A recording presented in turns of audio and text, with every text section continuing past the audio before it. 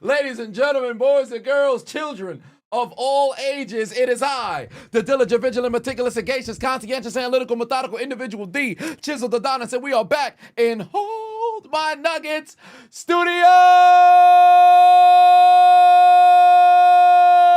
once again for a magnificent conference in the NFC battle as the Washington Commanders go on the road to take on the Seattle Seahawks. Oh, pardon me, I should say the Seattle Seahawks go on the road to the nation's capital to meet the Washington Commanders in your 2025 NFL Week 9 Sunday Night Football game highlight commentary. What's happening, family? What's happening, family? How is it going? How's it going? Good evening. You already know what time it is. I didn't put the purge on. I should have. But whatever the case may be, you already know what time it is. Matter of fact, we're going to do it this time. Ladies and gentlemen in the chat room right now, if your team got a W in week 9, I want to see W's and fire emojis in the chat. If your team took an L, I want to see the skull emoji or L's in the chat. Who took W's? Who took L's? Who's riding the W train? And who's getting aboard the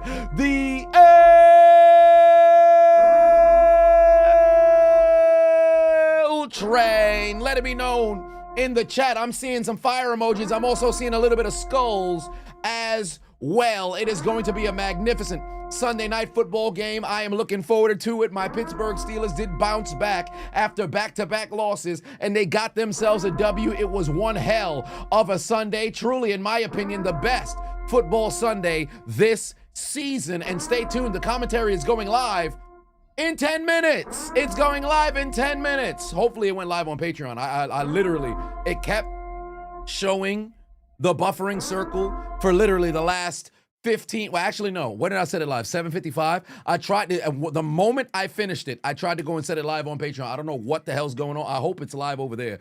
But it's going live on YouTube and everywhere else in approximately 10 minutes. Of course, you got to factor in the countdown. But here we go. Opening drive. The Commanders on the move here, trying to pick up a first down. Yeah, I told you guys I was going to bring the pin out here. This is going to be the pin that's on every single suit. Put the pin on that every single suit. Colorado Ranger put 5 on and said, good comeback for Denver, 7-2. Let me tell you something right now. Y'all were able to pull out the victory, albeit CJ Stroud got fucking blasted and knocked out of the game. The Texans kicked 5 field goals. They've got to finish. Period. They've got to finish. And Denver in the fourth quarter has been able to pull off improbable comebacks thus far this season. I think that might be their third fourth quarter comeback in order to win a game. But I am a little concerned because, again, over the course of the past 10-some years, teams that excel heavily in the fourth quarter have not been able to sustain that same level of, I don't want to say miracle, but been able to sustain that level of stick-to-itiveness, if you will, in the fourth quarter of the postseason. So hopefully they're in a situation where they're able to go and right their wrongs and just win some games outright, rather than having to constantly give this fan base a heart attack. But that's neither here nor there. Jake, the Minnesota sports fan, said, Skull Vikings, yes indeed, big time W. Jaden Daniels got to throw the football away. It's Ricochet and Arabunts on first down. Brian put 2 on, said, Bears Bengals game today, pure cinema. Indeed, it was cinema, if I must say so myself. Dwayne put 2 on, said, we defeated the Scat Man. I mean, the Scat Man wasn't necessarily playing, but that's neither here nor there. Salvage, put, your boy got a new GF, mad beautiful. Oh, well, congratulations. Congratulations. Mark Jackson put 2 on, said, how about them Bears? I don't think that's necessarily what you should be saying there. It should be, Bears, or whatever the case may be. But congratulations on that W, Colorado Ranger. Yes, indeed, for your Denver Broncos. Salvage put 2 on and said, got a new subscription. Got a new subscription, new GF. She's mad cute. What you mean new subscription, new GF? What'd that mean? You got an AI girlfriend? Hold on, wait, I'll take back my congratulations. Sergeant 20 on it said, what's going on, Chisel? Wonderful week of football today. Steelers with the win. I hope I'm celebrating today. Bengals choke.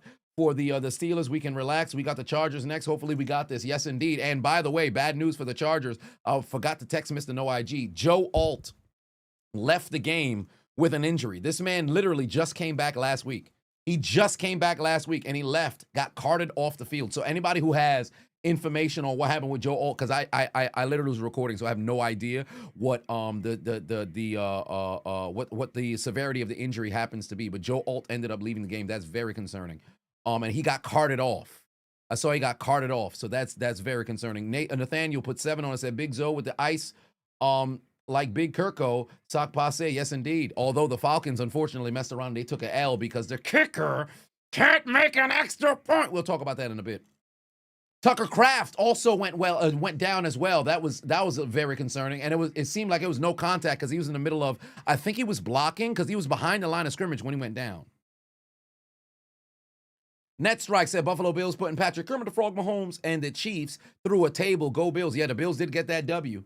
The Bills get that W, but that is routine from what we see in those matchups in the regular season, right? Like, I legitimately don't want to take anything away from Buffalo, and I say it in the commentary as well. I don't want to take anything away from Buffalo. I want Buffalo to go and celebrate the victory as well.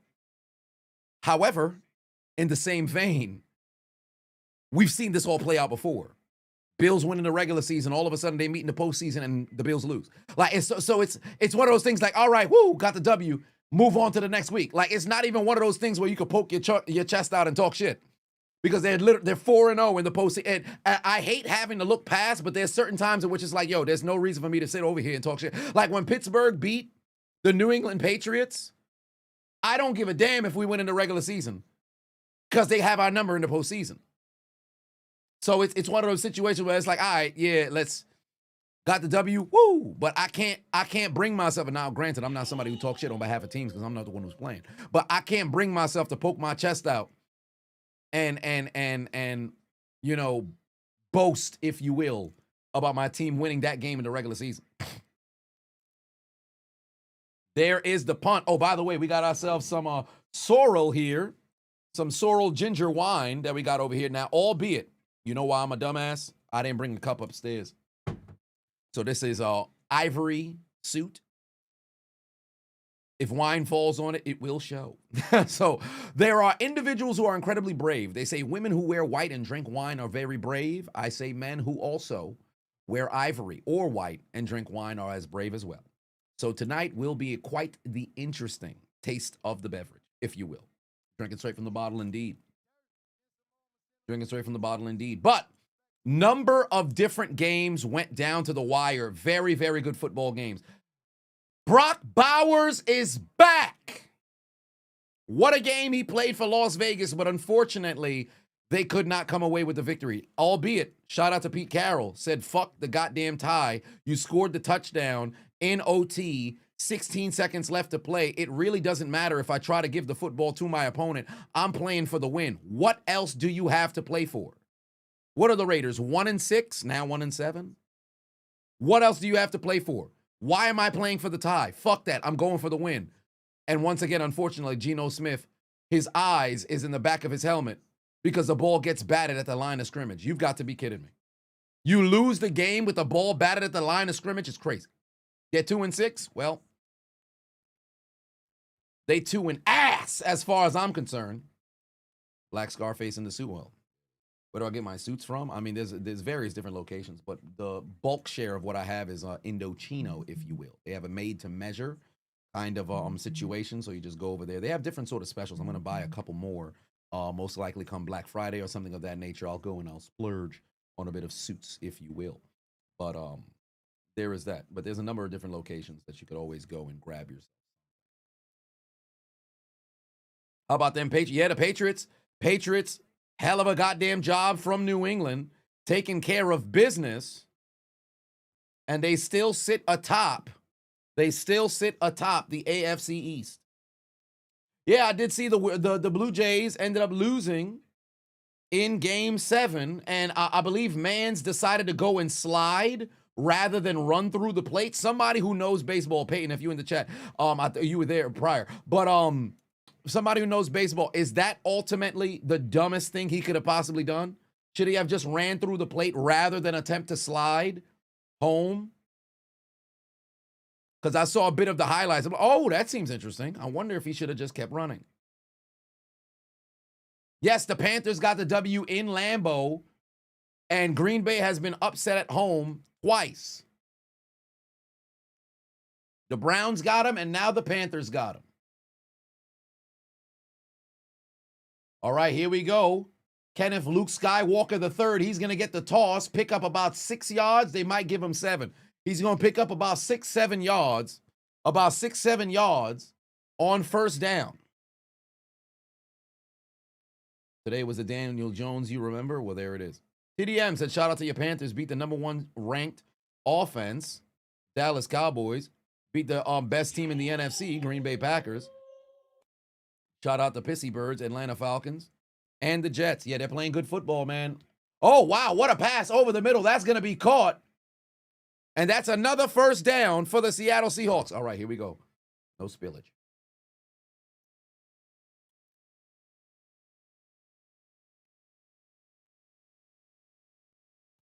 Did I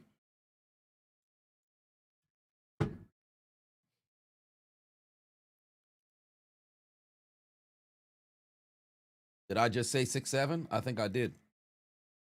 All right, here we go. Oh, it's a jet sweep. Jackson Smith and Jigba. First down for the Seattle Seahawks. Truly, Kyrie said, check the pin comment. Okay, can we talk about Twitch mods getting paid?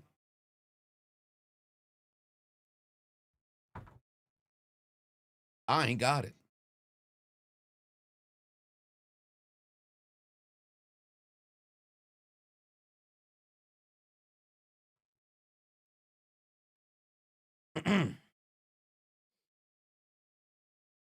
Virgo in the building. What's going on? Because I can tell you right now, Twitch ain't paying me. They barely paying me. What, you want $25 for the month? It's about to be sweatshop type payment. Motherfuckers gonna report me to the Better Business Bureau. You know, yo, we underpaid. Me too. I ain't got it.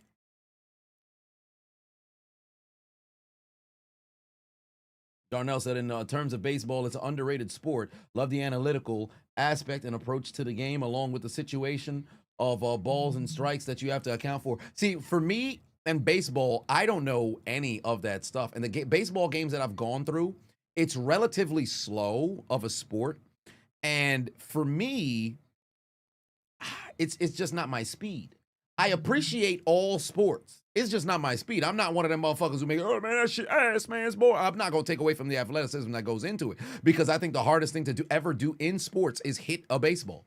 Motherfuckers is throwing 90 miles, 100 miles per hour. Hell, 80, 70. You think you can see that shit? Y'all seen me at the plate. I can't hit a baseball to save my doggone life.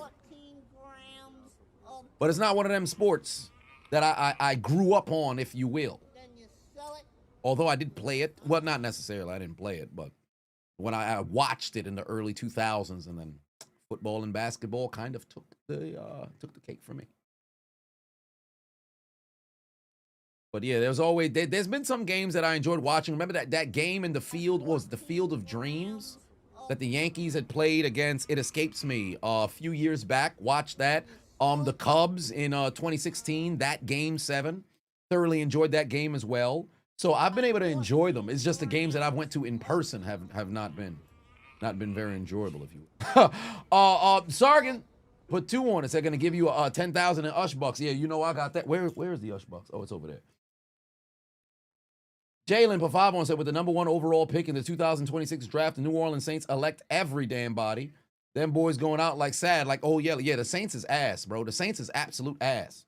Legitimately, they might have to call anybody who plays quarterback to maybe try to fill that position, because the quarterback play is god awful, bro, across the board. Jermaine put 2 on, said, you got yourself some vertical action last night. Congratulations.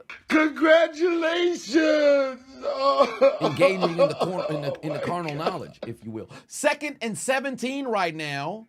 Backing up is the Seattle Seahawks here, trying to see if they can go on a 90-plus yard drive, dump off Jackson Smith and Jigba, positive yardage once again, and now it's going to be a 3rd and short. It's going to be a 3rd and short. Yeah, they're going to have to call somebody, see if they can get somebody in the building. William in the house, giving out gifts, donations, as always, holding it down for the community. Yeah, the Saints is straight up. The Saints is straight up booty cheeks.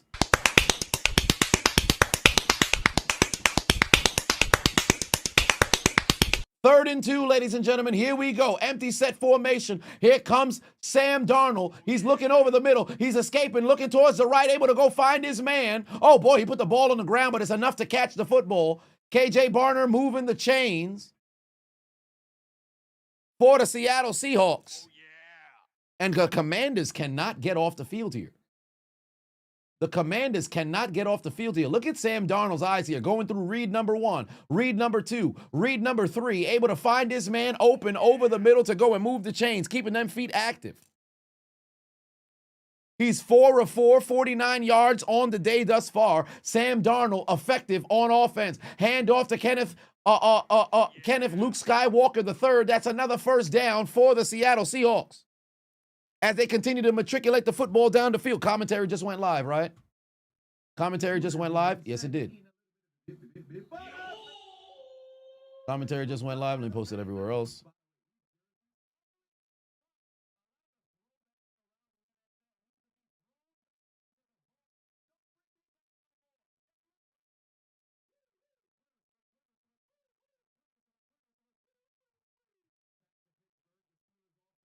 All right. It is yet another first down handoff to Kenneth Luke Skywalker, the third gain of about 7 right here.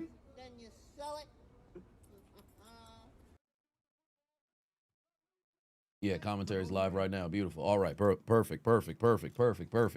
We are in business. AFC playoff picture is crazy. Indeed it is. The Chiefs are actually not in the playoffs right now. Oscar Patuan said, F the Raiders. Dodgers back-to-back champions, baby. Congratulations on the W. But here's the thing, right? Here's the thing about the AFC playoff picture. Again, we're only midway through the season, right? And I've always stated, it's about week 13, week 14. That's when you really can start to look. Once you enter into that final month of the season, that's when you start to look at things take shape. Because if you look too early and you start to settle in like, hey, this could be the matchup, this could be the... No, that's a bad look. Not a good look, Luna. Things is not going to work out in your favor. Everything is always subject to change. But you got teams in very interesting spots right now. New England, number 1 in the they're number 1 in the division. The Colts are still at the top of the conference. Denver sitting at 7-2 as well. Buffalo at 6-2. Teams are in a very good spot. Jakai said, wait, is this a real live? Yes, it is. Hello. Jakai in the building. Offensive movement. Laundry on the field. Seattle is backing up. Laundry is on the field. But right now, Kansas City is not in the playoffs. And remember, they still have a bye week to go.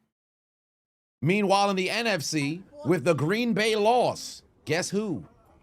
The Philadelphia Eagles jump to number 1 in the NFC, followed by Tampa Bay. But best believe, I think the scariest team right now in the NFL, the Los Angeles Rams. 3rd and 5, Sam Darnold over the middle, got a man once again, first down. Kenneth Walker able to pick up additional yardage. He's going to go down at the 12-yard line.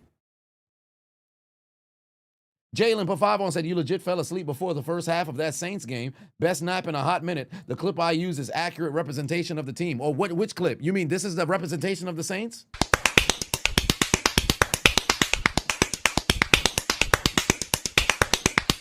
Darren put 10 on it, said, when will this suffering with your Falcons ever end? 3-5 is going to be rough to come back from, and the Panthers are having the luck we need. It's brutal.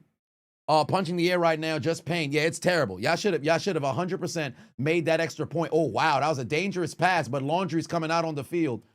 And now the Commanders, who are apparently wearing what they would consider the throwback jerseys, but that's just, the Redskins jersey, if you will. which is crazy to think that's a throwback. Like this was less than 10 years ago.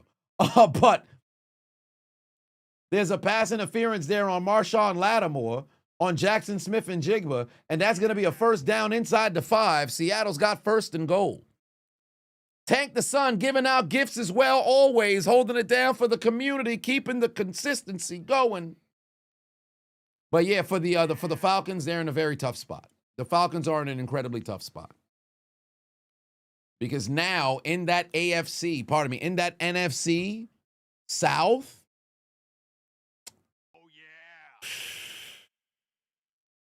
y'all are sitting 3 in the division. Y'all are 0-2 in the division. Y'all are 2-3 in the conference. Bad. Just a bad situation. And you lost 3 straight. Good God. You have Indianapolis next week looking to bounce back. Hand off. Kenneth going nowhere. You got Indianapolis next week. Overseas at that. Carolina. Then New Orleans. At least New Orleans should be a layup, but that's divisional football. Anything can happen. It's divisional football. That's tough, bro. You guys got a tough 2-game stretch coming up, and then you have New Orleans and the Jets afterwards. Those 2 teams are struggling as well, so it's anybody's football game. At least it would appear. And then Seattle, Tampa Bay, Arizona, Los Angeles, and then New Orleans. Yeah, it's a very tough stretch. It's a very tough stretch. Darnold, end zone, got him, touchdown. With the pass interference, holds on to the football. I think that's Torrey Horton in the end zone for the touchdown. What a pass by Darnold. Even better catch by Horton. And that's a score. Jakai put 1 on it. I appreciate that, family. Much love. Yeah, you asked if it was live before. Oh, you said you love the videos you share with everybody you talk and meet. Keep it up, man. I appreciate that. Much love, family. Much love. Neptune said, do I think Jamar will stay in Cincinnati? Yes. I don't think he's going to ask for a trade. He just got paid. Joe Burrow is hurt. So for all intents and purposes, the defense may be ass. The defense may be ass, but I don't think it's going to be a situation in which he's going to ask to be traded given the circumstances. And he wouldn't leave in free agency because he just got paid. So he's not going anywhere. He's not going anywhere. Because he's getting his production in. I'm not going to sit over there and say that's all that matters. I don't want to call him a Myles Garrett. Because, Garrett he asked for his trade. All of a sudden, they paid this man hundreds of millions of dollars. And he said, yeah, you know what? I'll come back. But, yeah, he ain't going nowhere. He ain't going nowhere. Virgo said, where does Drake May rank in the MVP conversation currently? Also, prayers to Pat, wide receiver Pop Douglas. His uncle got shot and killed last night. Oh, did he? Shit. Damn. That's tough. Hey, condolences to that brother. Pop Douglas. Because I know Demario Douglas, unless that's what they also call. Oh, Pop Douglas. Oh, Pop Douglas. So Demario Douglas' father. Okay. So or his uncle's father. Well, what uncle's father's crazy. His uncle. But whatever the case may be, he scored a touchdown today, if I'm not mistaken. Same guy. Yeah. So he scored a touchdown today. So he had a chance to at least honor, I guess, his uncle. Bengals were losing with Burrow, but it's not his fault. It's quarterback. Not quarterback. It's the defense. The defense is absolute ass. Like, what are they giving up right now? Like 30, 35 some points a game? Like, it's bad. They're playing terrible. So it's a situation where the offense is producing, but the defense is bad. But remember, just a couple of years ago, they went to the Super Bowl. That's probably why they're so incredibly befuddled, if you will, sitting there like, yo, we was just in back-to-back AFC championships, went to the Super Bowl, and now we haven't been able to get back to the fucking playoffs. Like, what's going on right now? So it's a tough spot. I don't think it's something worth firing Zach Taylor over because he's an offensive guy, but they just got to figure out what the fuck they doing on defense. They got to figure out what the fuck they doing on defense. They just have to make a quick turnaround because, you got guys who are producing and you have to take advantage. If Burrow had an offensive line, he'd be better than Patrick Mahomes. You'll fight anybody in the chat who disagrees with you. Better than Patrick Mahomes as it pertains to what? Just production? Because last year he had better production than Patrick Mahomes. If you're saying just as an overall quarterback, that's a very tough metric to try to gauge because production-wise, the last couple of years, now this year, Patrick Mahomes is producing along the top quarterbacks. Last year, for all intents and purposes, Mahomes was having a down year.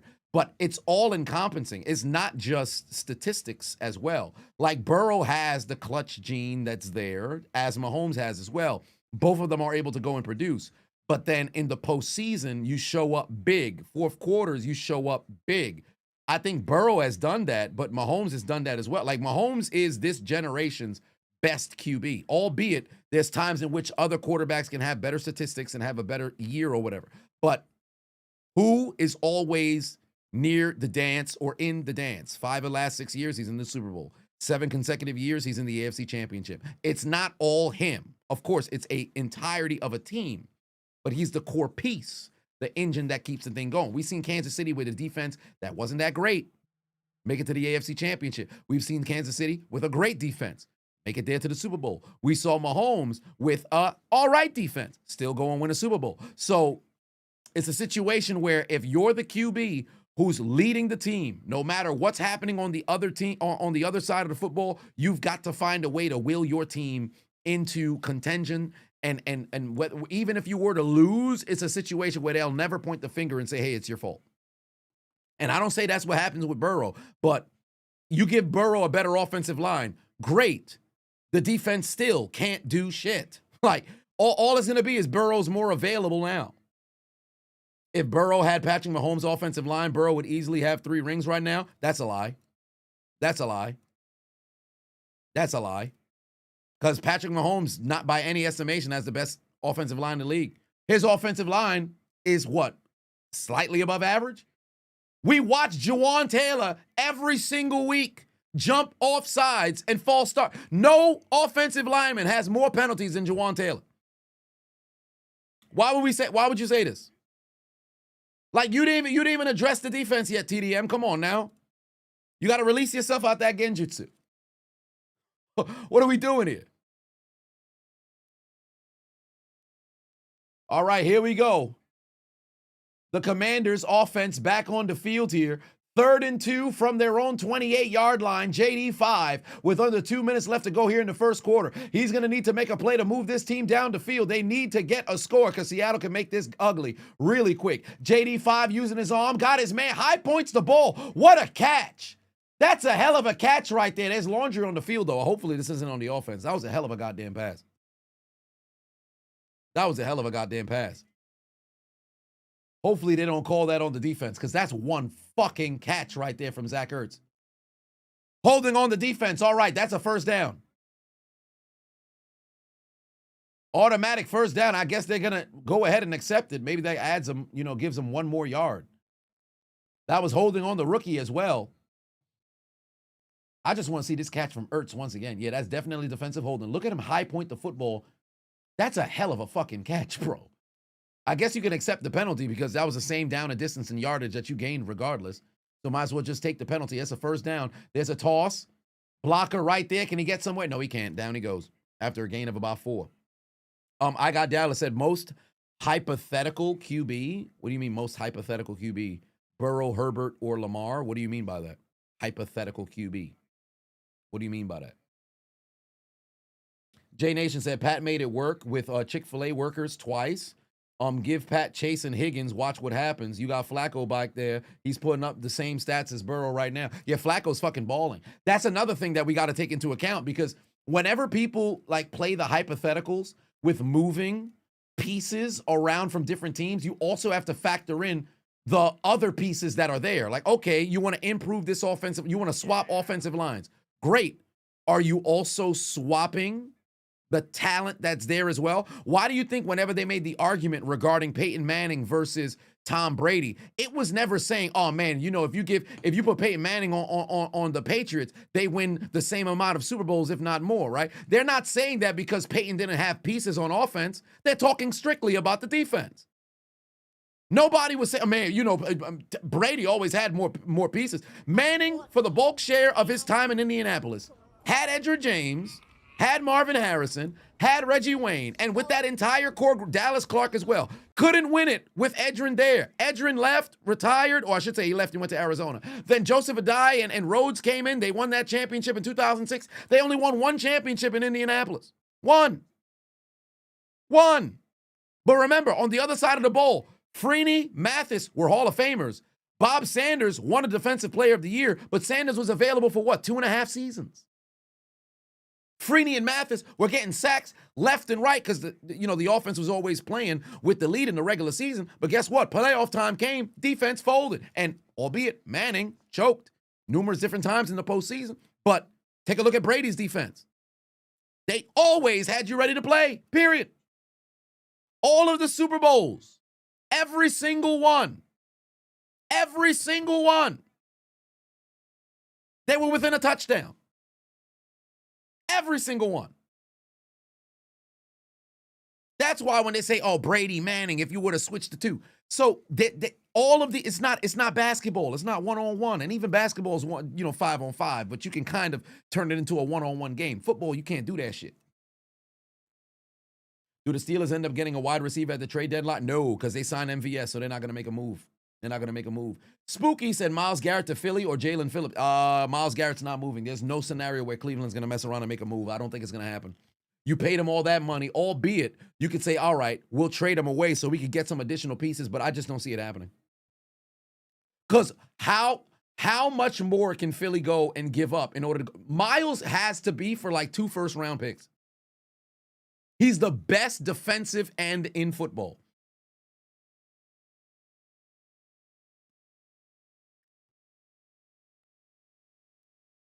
The Patriots defense didn't show up in Philly in Super Bowl 2017. Yeah, they didn't show up 2017. That was a shootout. Stuff like that happened. Like, for example, if you take a look at Super Bowl 38 between Carolina and New England, first half, it was a defensive showdown. Second half, offensive fucking explosion. So there's times in which there's ebbs and flows, right? Because the Philly defense ain't show up either. But then Brandon Graham just made one play. All you needed was one play from defense. That's it, just one. There's some times in which shootouts happen. That shit happen. The 2008 Pittsburgh Steelers is a top 10 defense all time. Kurt Warner, Larry Fitzgerald in that fourth quarter lit them the fuck up. Well, in the second half, lit them the fuck up. And then Ben Roethlisberger and Santonio Holmes just went and they made history. Sometimes that happens.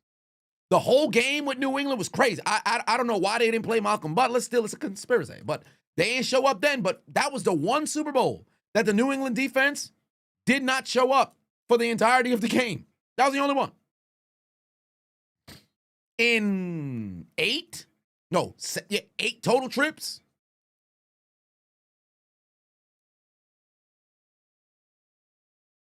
You said, all right, here we go. 4th and inches. We're going to start this out with a 4th down attempt here. They got Debo going in motion.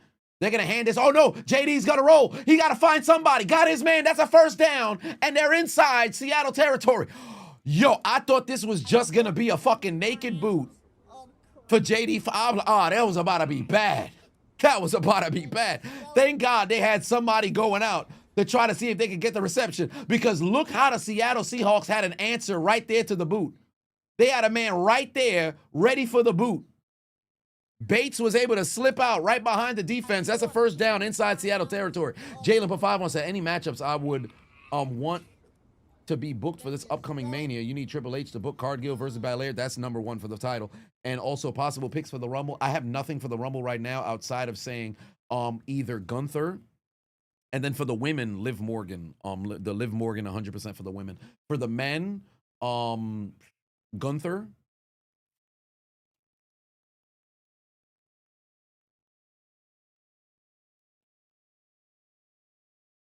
Obafemi. One of those two. Gunther, Obafemi. One of those two. And if Kevin Owens gets cleared to return and, the recovery is good, Kevin Owens. I would say Orton, but Orton don't need to get his third, time. Or Jacob Fatu. I don't know.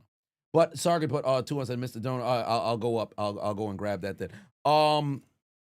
Also, I got Dallas that said the hypothetical QB Mean they're given if the QB has weapons, if the QB has defense, if the QB has offensive line, basically what QB is given the most excuses between Burrow, Herbert, or Lamar.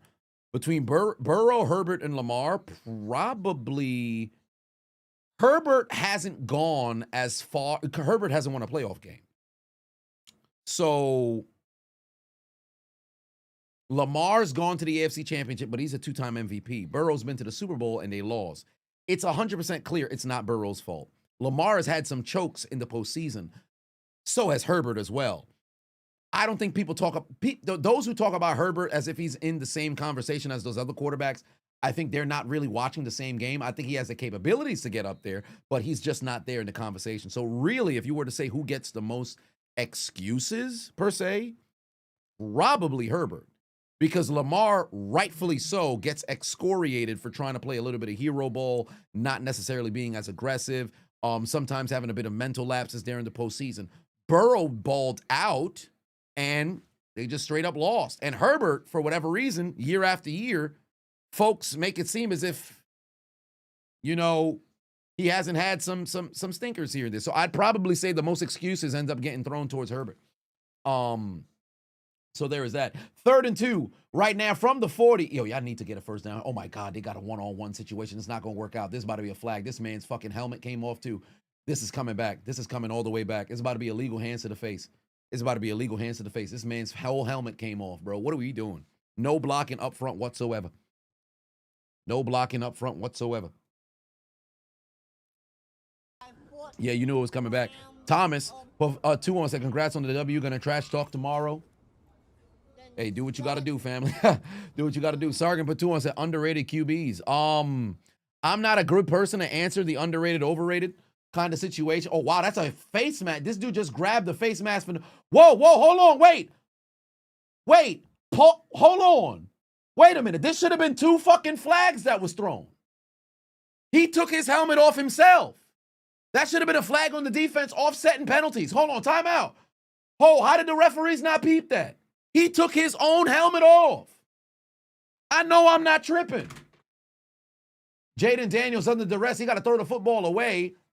Oh, did that pass get picked off? Did he get his feet down and bounce? I think they're going to call that an interception. But how the fuck did they not see he took his own helmet off? That's a hell of a pick if he got both feet in bounds. His feet did indeed touch the grass, but was it both toes? We might have a Caucasian interception on the sideline. No, it's 1 foot. Oh, no, second foot is down. Second foot is down. That's a pick. 1, 2. That's an interception. Is that a half-breed or is he full-on Caucasoid? Hey, one way or another, that's an interception. First off, I'll never understand. I've said time and time again, I'll never understand why people don't just leverage the rules in their favor. They've eliminated the push-out rule. If somebody's trying to make a sideline catch and they're airborne, just don't let them touch the ground. Grab his feet and throw him out of bounds. If you're not in a position to make a play on the ball, I'll catch you and step out of your feet were never down. What are you going to do? How are you going to challenge? We're going to challenge the runner would have landed if the offensive player or the defender would have landed if the offensive player wasn't in the way being an obstruction. Just catch him.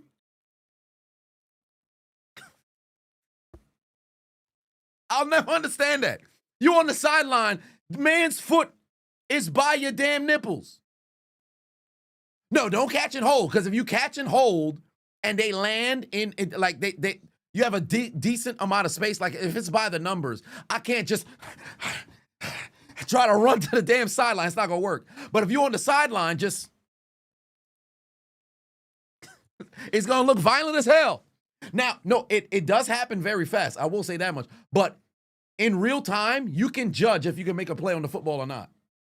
In that situation, Mans knew he couldn't make a play on the football. That's why he immediately tried to see if he could go and play defense as the defender was getting ready to intercept the ball. In a situation like that, oh, I'm near the sideline. I got to. And Sargon, to answer the question, I probably end up saying Sam Darnold for somebody who's underrated as a quarterback. You can bump them or push them in the air, but not like a crazy push. Yeah, but if they're in the air, no, you can do a crazy push if they're in the air. If you're in the air, as long as it's not like a helmet-to-helmet kind of situation, you can mess around and push somebody out of bounds. But look right here. Look at the replay right here, right? Look at the replay right here. Watch. He's going to recognize he can't make a play on the ball. Who was out there? It was 83 was out there. Yeah, look, why? He knows he can't make a play on the ball. He doesn't even go and look at the football. He's going and jumping, trying to break up the pass here. All he had to do, rather than jump, run and push son out of it. Just grab his damn legs. Grab his legs. Prevent him from being able to land in bounds. You knew you could. No, they would have called offensive interference. That's impossible. Even if they called offensive pass interference, if he doesn't, like, let's say he catches the football, he never lands in bounds. So if you call offensive pass interference, you don't throw an interception. They may enforce it, or maybe the penalty gets declined because it'd be ruled an incomplete pass, so you have to punt. So you don't have the turnover.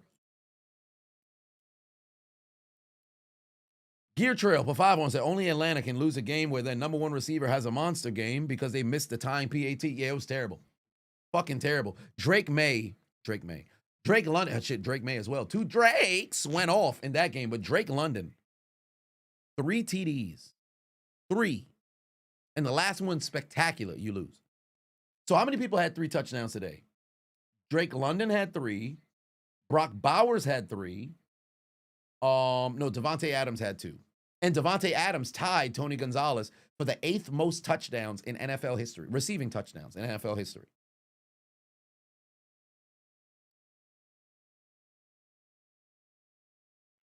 And I think he has number 6 overall in the history of the game, receiving touchdowns by a wide receiver. Jerry Rice, obviously number 1.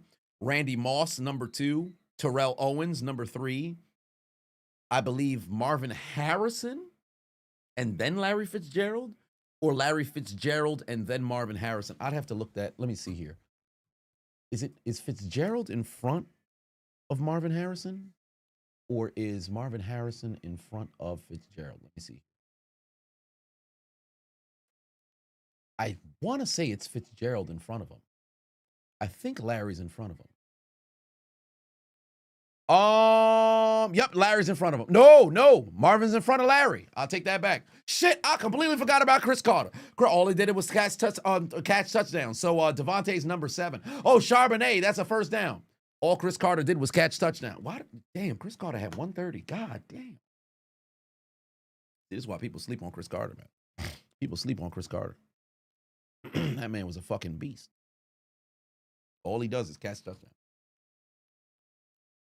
Yeah, we got a little bit of a brouhaha. They getting physical.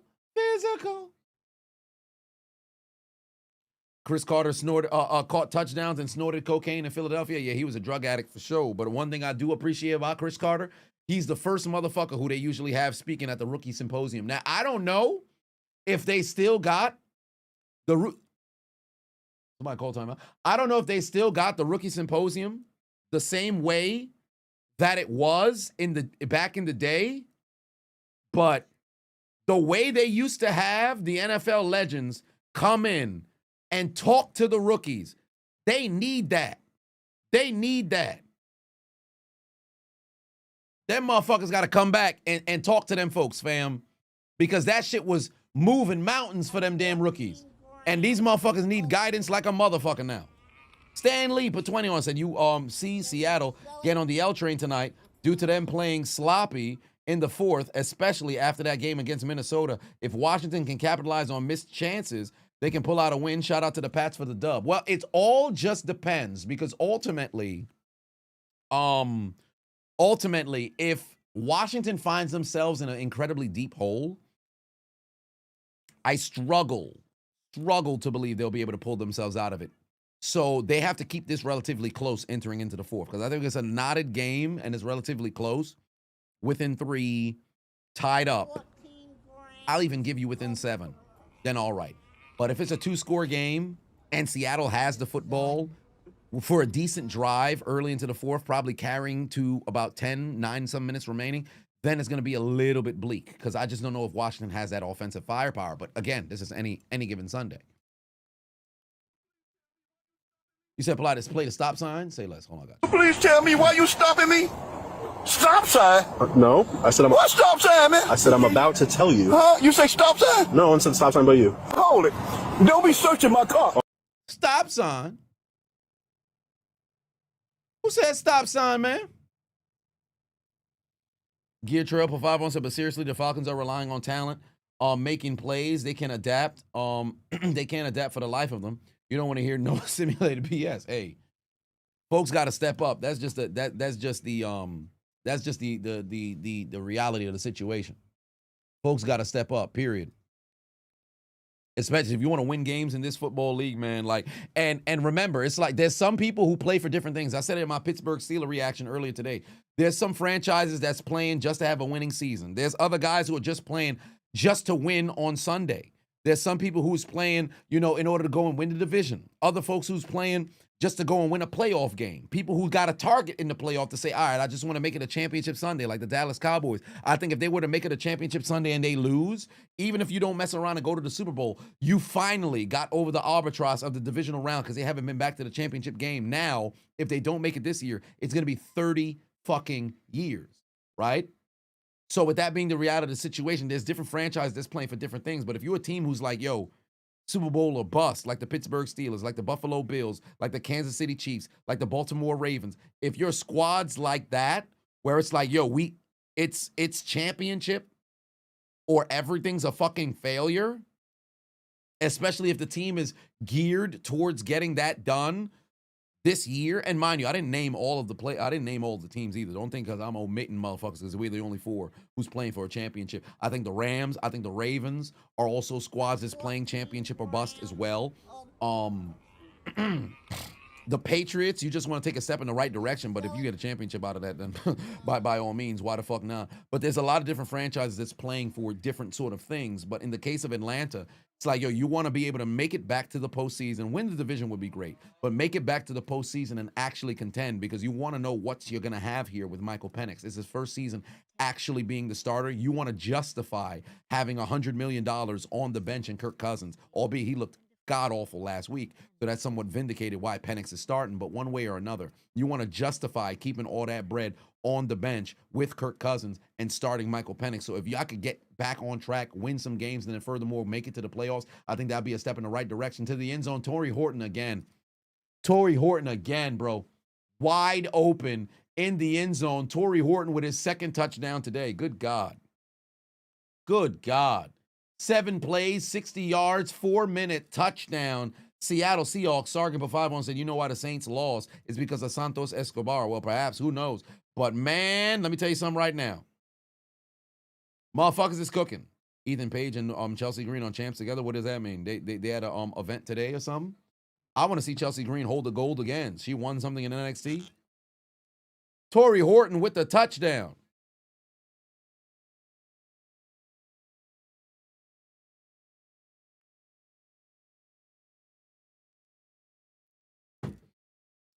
Tony said, you must have told a lot of secrets as a kid. You be talking out the side of your mouth. No, not necessarily. I didn't told a lot of secrets. Does that make me like a ventriloquist?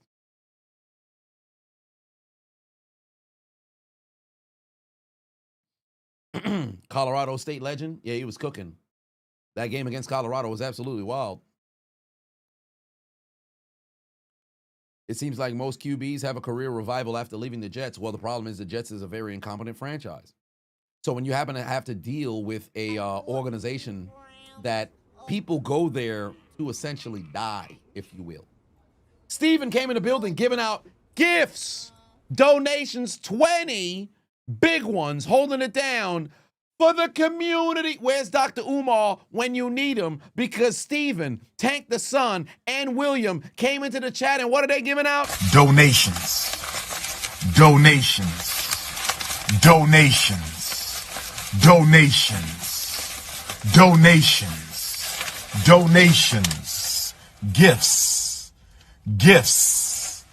Gifts. More gifts. Sargent put 5 on, said, did I hear Aaron Rodgers hurt his hand in practice so you know to help him numb the pain he was smoking 14 grams? Or perhaps he was, and you already know what he had when he grabbed them 14 grams. It must have been a little bit of... You buy 14 grams of crack. Then you sell it. Who was on crack? Now go home and smoke some more crack. Oh, nigga, give me one more gram. Tell me that no. Oh, please. Tell me that no. Oh, nigga, give me one more gram. Tell me that no. Oh, nigga, give me one more gram. Tell me that no.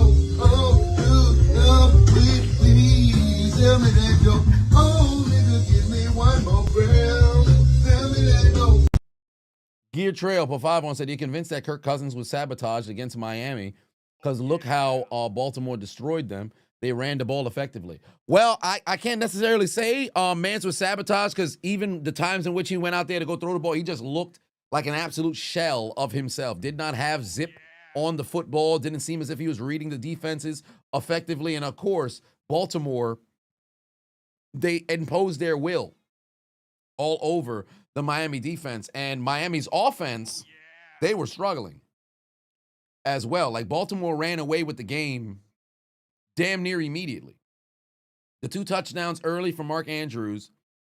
And then after that, Miami, they gave you 2 field goals, but offensively, they just struggled all day. Falcons defense didn't show up when they played against Miami. Like, okay, offensively, they were struggling, but defensively, Tua gave him, 4 TDs, no picks? He was tied for the league lead in interceptions. And, oh, my God, he just fumbled the football. Oh, my God, he just fumbled the football. Oh, my Lord in heaven. They celebrating Halloween still. They're celebrating Halloween still in Seattle, or I should say in Washington. These motherfuckers put the goddamn ball on the ground immediately. On the ensuing kickoff, Washington put the ball on the ground. And you know what they were eating?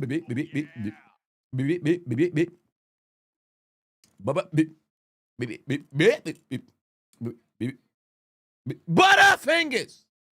Butterfingers. Ball on the ground. They can't hold on to the football. And Seattle gets the ball right back. Washington can't do shit right. Oh, my Lord. They can't hold on to the damn football. They put the ball on the ground. A little bit of froghorn, leghorn, if you will. But my Lord, they are absolutely cooking. Seattle has all of the momentum. Pack the Commanders up, bro, because it's about to get really ugly. It's about to get really ugly. Second turnover of this game from the Commanders. First one was an interception. Second one, a fumble. Already inside the 30 to the end zone. Got him. Touchdown immediately. Arroyo to the end zone. It's a 3-possession lead for the Seahawks in the Commanders' home. And it appears that the necrophilia is on the verge of beginning. 1 play, 1 score, 3 scores today. Them boys getting cooked. Them boys getting cooked. God damn. Them boys getting cooked. St. Francis put 5 on, said Alfredo. 2, best rap album of the year, Change Your Mind. Somebody got to go see if they could change his mind. Because I can't. 8:41 left to go here in the second quarter. Seattle absolutely cooking. Extra point through the uprights, and it's good. Top Shotter said you hate the fact that the Bears would be first in the NFC North if we didn't choke away that Vikings game week 1. This is why you hate the it's just week 1 type football fans. Well, not necessarily. Not necessarily, and I'll tell you why. Because you would have been first in the NFC North in week 9. It's week 9, bro. Like, think about it. All right, bet. You got first in the division. What happens week 10, week 11? Y'all lose some games. Like, hey, we were first in division in week 9. So there is a situation where, hey, it's just week 1. Like, do those losses matter down the line? Well, yeah. But again, I've always said, in the history of football, or I should just say, let's go 60 years, modern era, right? The Super Bowl era. How many teams have gone undefeated? 2. 1 finished the job, 1 lost in the Super Bowl. You're going to lose some games. You're going to lose some games. Whole season doesn't matter. But when you first start stuff out, you're trying to figure yourself out as a football team. Remember, the Bears started, what were they, 0-2, won 4 in a row, lost last week, won this week. Y'all trying to find your identity. And y'all did indeed choke. Y'all did indeed choke, but you grew from it. Sometimes the loss can be a lesson. And you still got a bit of the season left to go. A good bit of the season left to go. You're only midway. You're only midway. SGF put 2 and said, the Packers cooked with Kraft and Watson done. Watson's out? What happened to Watson? I didn't see anything with Watson. It must have not been anything big. Did he get carted off or something? What happened to Watson? Hold on. Christian Watson. Good when he's healthy. This is the catch here from Watson. I saw the deep ball to Watson, but what happened? The hell happened to Christian Watson? Oh, hold on. Wait a minute. Mango Warner just gave out more gifts. Donations. Where's Dr. Umar when you need him again? Because he's giving out donations. Donations. Donations. Donations. Donations. Donations. Gifts. Gifts. Gifts. More gifts. More gifts. He's out? Yeah, there's like no, I saw enough. I guess this must have been something that was primarily on folks who was just watching the game there. He just came back. He legit just, I saw Golden left the game. Or I should say he was out or something. Tank the Sun giving out gifts as well. Holding it down, giving out more gifts. More gifts. They are very, very, very, very, very, very fruitful here in the Adonis chat over on YouTube, holding it down for the community. 3rd and 5 here for JD5. Got to get rid of the football. Got his man, but he's 1 yard short. Zach Ertz forward momentum is halted 1 yard short of the first down, and the Commanders are going to have to punt again. I'd highly doubt they're going to keep the offense on the field and go for you. I'll be damned. They're keeping the offense out there. Dan Quinn said, fuck it. We need a W. We're 3 and 5. We can't afford to punt this football away. You need 1 yard. They converted on 4th and 1 before. Here you go, Cliff Kingsbury. What do you got? 4th and 1 from their own 29-yard line here. Remember what they did last time. They had Jaden boot outside, and then he was able to find his man. What are they going to run? He's going to try to use his feet again, and this time he's going to hold on to the ball. But they, oh no, a false start on offense. Laundry on the field, a fucking false start on offense. Oh, yeah.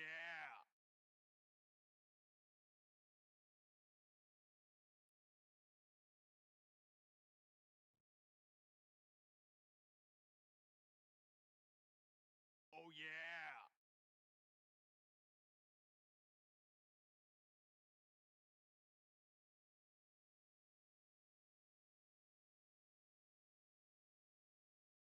Oh, yeah. That's losing football, bro. That's losing football. I will say this much. It looked like Ertz was actually trying to go in motion. It looked like he was trying to go in motion, but Jaden Daniels never sent him in motion, so why the fuck you moving for? Yeah, he was Euro stepping.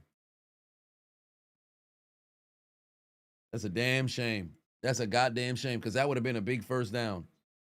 That would have been a big first down. Justin Tucker erased from the history books. Jags went 3 for 3 on 4th down. I wouldn't say he's erased from the history books, but definitely Cam Little took that longest field goal of all time from him, but that doesn't take away from Justin Tucker's career, of course. Correction, Watson went into the medical tent today. Okay, yeah, I did see they said he was in the tent. Like, there's a tweet that said he was in the tent, and then one account said Christian Watson is out of the blue tent, has his helmet back on, and he's on the sideline. So I don't see anything about him being out. A bunch of other people saying return. Like, if you type in Christian Watson returned, there's a ton of different tweets saying that he returned. So I don't think he's out. But Tucker Kraft being out is definitely something that's going to hurt him. for sure. So that's not going to be good. That's not going to be good for the Green Bay Packers. But are they cooked? No, I don't think so. Oh, Chelsea Green and Ethan Page are the new AAA mixed tag team champions. Mixed tag team champions. Okay, all right. I'll send a tweet to Cisadonna. I see that's what you guys meant by champions together. Angie Patu on and said, this win give me any relief for the division? No. None whatsoever. Because Pittsburgh still got a lot of work to do. We got the Chargers coming up. We got the Chargers coming up next week. And truly, this is a game in which if Watt, Highsmith, and Herbig, and Hayward, and Benton, and Harmon, if we don't get collectively 4 or more sacks, failing up front,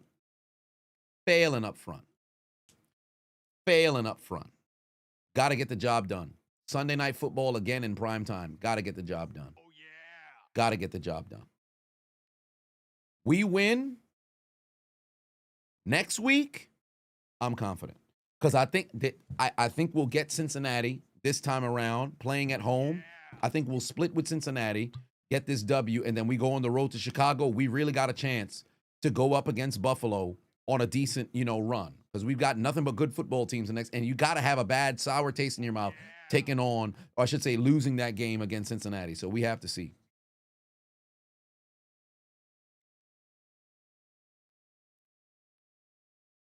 Frank, congratulations to your Broncos.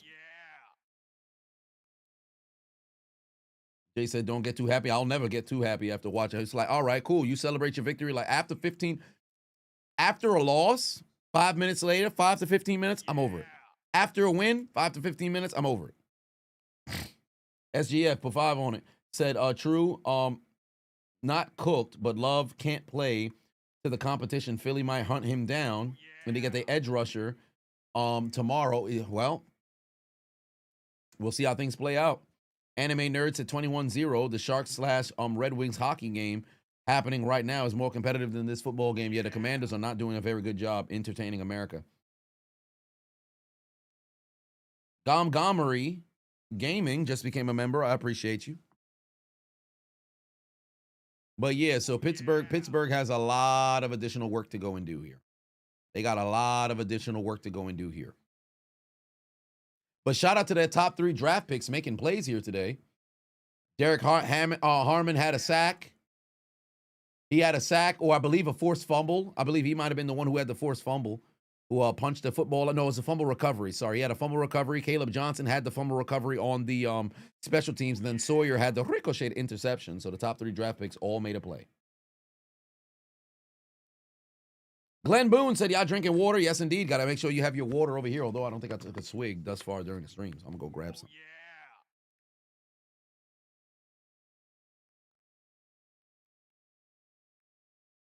How about Geno being stupid, not running in for 2 on the 2-point conversion to win the game? Well, let me see here. Let me see, where is there's the 2-point conversion right here. Let me see if he had space. There's a 2-point attempt. He couldn't have ran. He wouldn't have ran. There's no, oh my God, Seattle. Seattle picking up huge first down hit. Yeah, Geno couldn't have ran. Geno couldn't have ran. Because if you look at it right here. If you look at it right here, right? Geno couldn't have ran. Because, oh wait, first, let me see if my mic is on. Yeah, so if you try to, let me accelerate this so I don't mess around and get blocked for it. But if you look at it, he couldn't have ran. There was no place for him to go. Oh my God, this motherfucker's going the distance. Yeah, it's a wrap. Necrophilia starting. Necrophilia starting right now. Geno couldn't have ran for the 2. There would have been nowhere for him to go. But Seattle has just officially started the Necrophilia challenge in prime time in the Commanders' home. 4 plays, 87 yards, because Washington, the government shut down, and evidently the Commanders don't even know how to play in Washington State, or I should say in Washington, D.C., because the Commanders may be dead, but somehow They're still getting fucked. This man didn't even try to wrap up. Homie threw all fucking arm, forearm, shoulder pad. Homie didn't even try to wrap up. You see, this is your fucking problem, children. This is why you got to wrap up on a fucking tackle. You're going to throw your damn body weight. You weigh nothing but a fucking 194. What the hell 194 pounds going to do to a big-ass motherfucker like that? Stupid motherfucker, you. 28-0. Necrophilia challenge activated. They butthole can't take that abuse. They getting fucked out there. Tell them, Michael. We put BTA all day. Belt to ass all day. Belt to ass all day. Tell them again. We put BTA all day. Belt to ass all day. So much pain! So much pain! Somebody go tell the Commanders to go spend some money on gambling to see if they could possibly try to orchestrate a comeback by way of gambling. But unfortunately, I just checked their account balance and it says insufficient funds. You ain't got no money. Woo. Dumbass motherfuckers want to try to go and throw tackles. Try to go and tackle somebody without even wrapping up. Sam Darnold now has what? Touchdown pass number what? 3? That's touchdown pass number 3 or 4? That's touchdown pass number 4. Because he found Cody White, he had Arroyo, and he also was able to go and find Torrey Horton on 2 different occasions. God damn.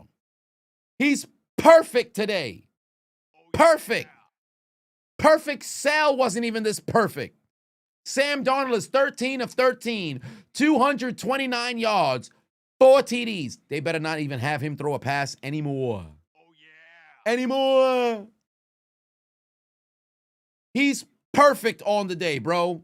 Perfect. You got to be kidding me. You got to be kidding me. It's not even halftime. These dudes is getting absolutely cooked out here. Target for 5 on said necrophilia challenge has started. Seattle's getting the Commanders like D all in your stomach. Yeah, somebody go call on motherfucking Kevin Gates right now. Because that's exactly what's transpiring. They getting penetrated. Penetrated. Pick all in your stomach. Pick all in your stomach. Pull your hair, slap your ass. Pick you better not do no running. I say dick down. I dick you down, pick you down, pick you down. Did I wager on this game? Oh, hell no. I'm glad I didn't. I'm glad I didn't. Yeah, tell them boys put the fries in the bag, fam. Commanders went to the NFC Championship last year. It's looking like it was a fluke. It's looking like it was a fluke. Them boys getting worked. What time Home Depot open tomorrow? Oh, yeah. Because I went to go buy the the power tool where you could scoop up the leaves, right? So today was interesting morning. Finally was able to get my whole body submerged in the cold plunge. It's hilarious. Let me see. Yeah, so I was able to get I was finally able to get the hose working. So now the cold plunge, everything's working now. So that's a positive. So I'm happy about that. So the cold plunge, everything is ready. They're over there on the deck. And for the first day, this is the first day I was able to submerge my entire body in there because it kept, I think I had a bit of a leak. So I was able to get my whole body submerged inside the cold plunge. I was able to finally get my whole body submerged inside the cold plunge. So that was fun. I was happy about that. I didn't get it colder than, because I had a very quick turnaround. By the time I had everything done, when I was done with the housework, it was about 12:56. And I got into the cold plunge at 12:57. And I have to start recording for all of the games at 1 p.m. because that's when everything kicks off. So I legit was in there Oh, yeah. for 4.5 minutes. And then I was able to get out. So now every single day, I'm be able to go and utilize that cold plunge. So we straight. 20 minutes in the cold tub is crazy. I ain't gonna hold you. I did 14 when I was in Hawaii, but that's just not something that is sustainable over time. I think you get yourself 3 to 5 minutes daily, or 3 to 5 minutes per session, then you good. Cold showers. Cold showers. The problem is you get used to it way too fast, and it doesn't get cold enough. Cold shower doesn't get cold enough, so I don't think it's the right at least for rest and recovery. But it does help. It's better than a hot shower. Although I in the realm of recovery, because I enjoy hot showers. But cold plunge. Now I got it, so we're ready to go. But yeah, them boys are getting cooked right now. The Commanders getting cooked right now. Oh, Go to Cam Little's Twitter. He posted the NFL drug test that he was served for breaking the field goal record. Hilarious. NFL petty as fuck. I'm so happy that he was able to go and get it because remember, he kicked a 70-yard field goal in the preseason. And motherfuckers was on some, man, we watched the record get broken. It should count. I'm like, what is wrong with y'all, bro? You know the preseason don't fucking count. Why would you say this shit? Why would you say this shit? Imagine somebody score like fucking 4 or 5 some touchdowns in the preseason. You know you playing against motherfuckers who's not even going to make the damn team. Like, what are we doing? Talking about, yeah, we saw him make the 70-yard field goal, but now he has the opportunity, and he did it in an actual game. So shout out to him. He was in a situation where a 68-yard field goal, he made it happen.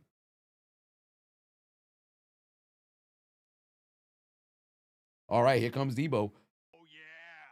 Darnell said they need that. The rookies being talked to by Hall of Fame players and also QBs got to get help and expect to be Superman because the NFL it has a developmental problem for them. That's 100% true. There's an issue that's there. And furthermore, regarding the rookie symposium, because you might be a little bit behind on the stream because the fact that you bring that up now, when I brought that up maybe about like 20 some minutes ago, you might be behind, Darnell. So you might have to press refresh. But if you're watching from behind, you're not gonna see this shit until 20 minutes later. So refresh your browser or press that live button that's there in the corner. But whatever the case may be, yeah, they need to go and bring back the rookie symposium 110%. And if they have it, they have to double down and make it publicized because that's what they were doing in the late 2000s, where NFL Network made sure that they brought, coverage of, hey, they're having the rookie symposium, the combine prior to the draft, all this other stuff. You got guys like Chris Carter, you got guys like Deacon Jones, you got guys like who's the other people who's talking? Gene Upshaw. Well, no, Gene Upshaw. When did Gene Upshaw pass? 2009, 2010. But all those other legend guys, they were there and they were speaking. So some of the people who even went broke, they need to go and talk to these motherfuckers because they don't understand their contracts. He'll be blowing money like a motherfucker. Being stupid. Yep, 2-minute warning in this blowout of a game. Frank says, shout out to the Steelers. Awesome defensive game. Well, I wouldn't necessarily say defensive game, but their defense played a hell of a game. So yeah, I guess that's what you did there. I am concerned about their offense because outside of the takeaways, they didn't generate anything offensively like that. Oh, 50 Cent is at the game? 50 Cent's at the Commanders game? That's random. Sean B. for 5-1 said this will not be a happy holidays for the Commanders. It might not be. It might not be. They got to be able to get their stuff together because remember they are behind right now in the division heavily. They need this victory because falling down to 3-6 is a very tough hole to come out of.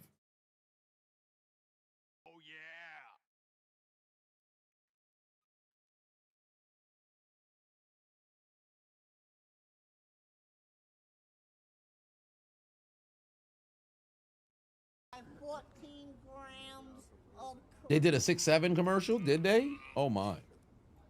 Then you sell it. Dante Martin just became a member. I appreciate you. Matt put 2 on it. Said top 3 Seahawks linebackers and top 3 Washington QBs. Okay, so top 3 Seahawks linebackers. Bobby Wagner, KJ White, and then Bobby Wagner, KJ Wright. Somebody say fucking Brian Bosworth. I'm telling you right now, we're sending assassins to your house. No, nobody better not fucking say Lofa Tatupu. I knew somebody was gonna say Lofa Tatupu. Good enough. And gave you a couple of good seasons, and that was it. Let's see. Somebody. Oh yeah. One more. No, not Malcolm Smith. That'd be. Bruce Irvin was nice, but I think there's somebody old school that I could put in. No, Cam Chancellor's a safety. We're not doing that. We're not just gonna add somebody in there. Kenny easily played safety as well in the 80s. Is there another guy?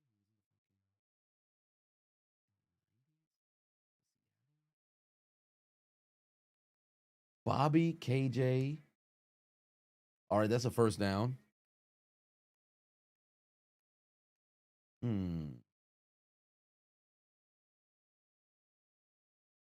BKJ.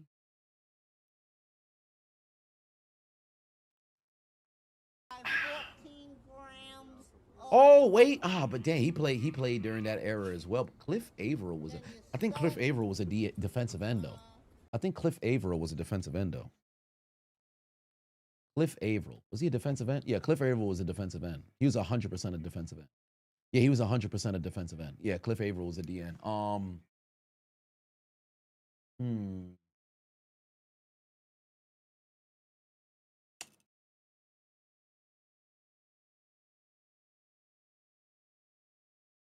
Chad Brown. Chad Brown. Did he play?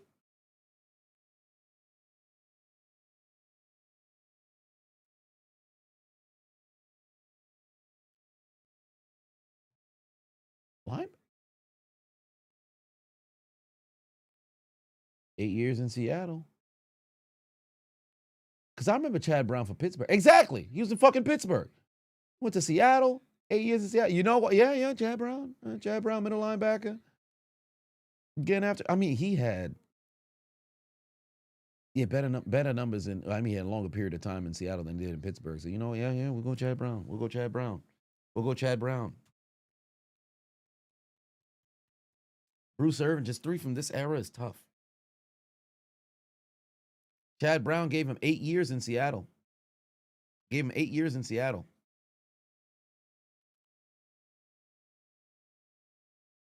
He gave him 8 years in Seattle.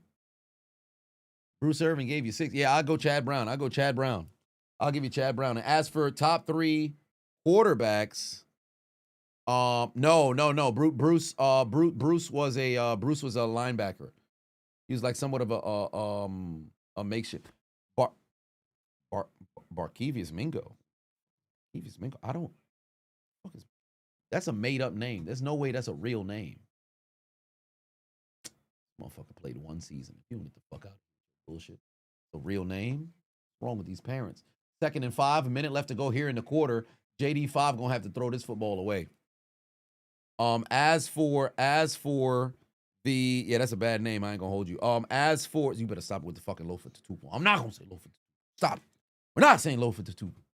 I'm an anti-low for Tatupu guy. Let me not go that far. I'm not an anti-low for Tatupu guy, but I wouldn't put Chad Brown in front of something. Lofa Tatupu ain't give you. He gave you the first good. Lofa Tatupu gave you 3 seasons. Motherfucker gave you 3 seasons. And that was it. Ain't no fucking Lofa Tatupu. Stop it.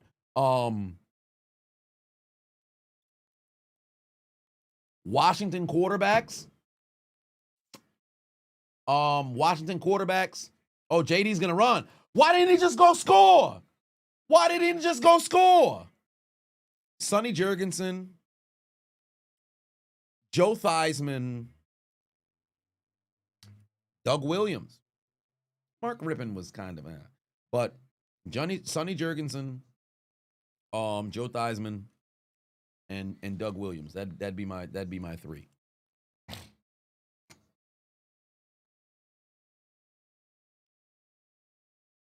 Why didn't he just go score? He could have literally ran into the end zone.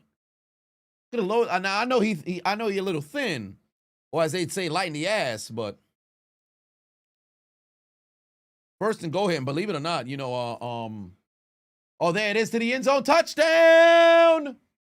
Jaden Daniels able to score here and find the end zone to finally get them boys on the board. Got them boys on the board. Hell of a goddamn job. Hell of a job. That's how you put points on the board. Oh, wait a minute.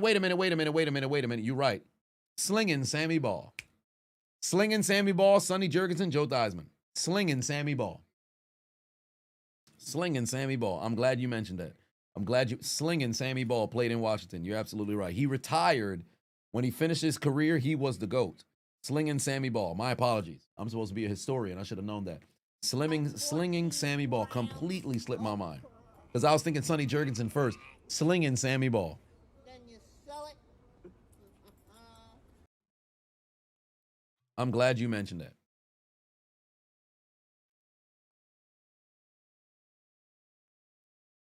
See, now y'all just naming people who played quarterback for the damn Gus for.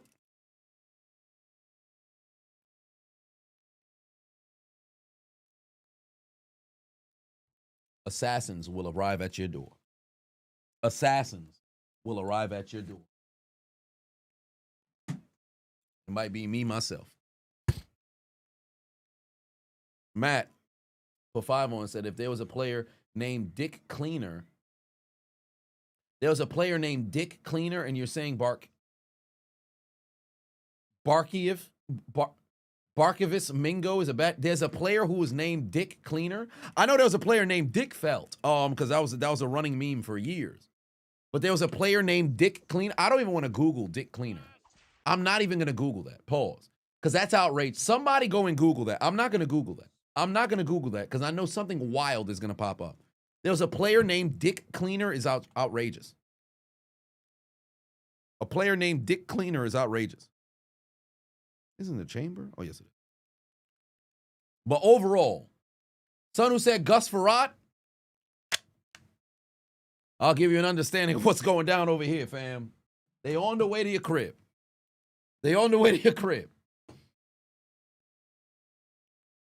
Mark put 2 on it.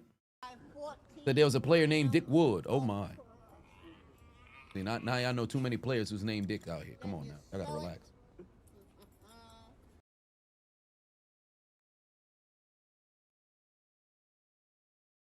What was my thoughts on the player that got flagged today for 2 pumps? They're allowing 3. Oh, I did see the flag for that. I completely forgot.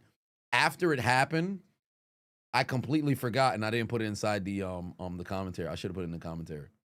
Angela said best 3 Washington running backs, all eras. Okay, so John Riggins was a fullback, but I'm gonna count the fullbacks of that era as running backs because I think it's foolish to differentiate because fullbacks, halfbacks, running backs, they were all doing essentially the same thing at the time, right? So John Riggins is there. I'll always give respect to Clinton Portis. I don't think I'll ever not, include Clinton Portis in that top 3 of the eras there. So I will have John Riggins, Clinton Portis. And then there was one more. John Riggins, Clinton Portis.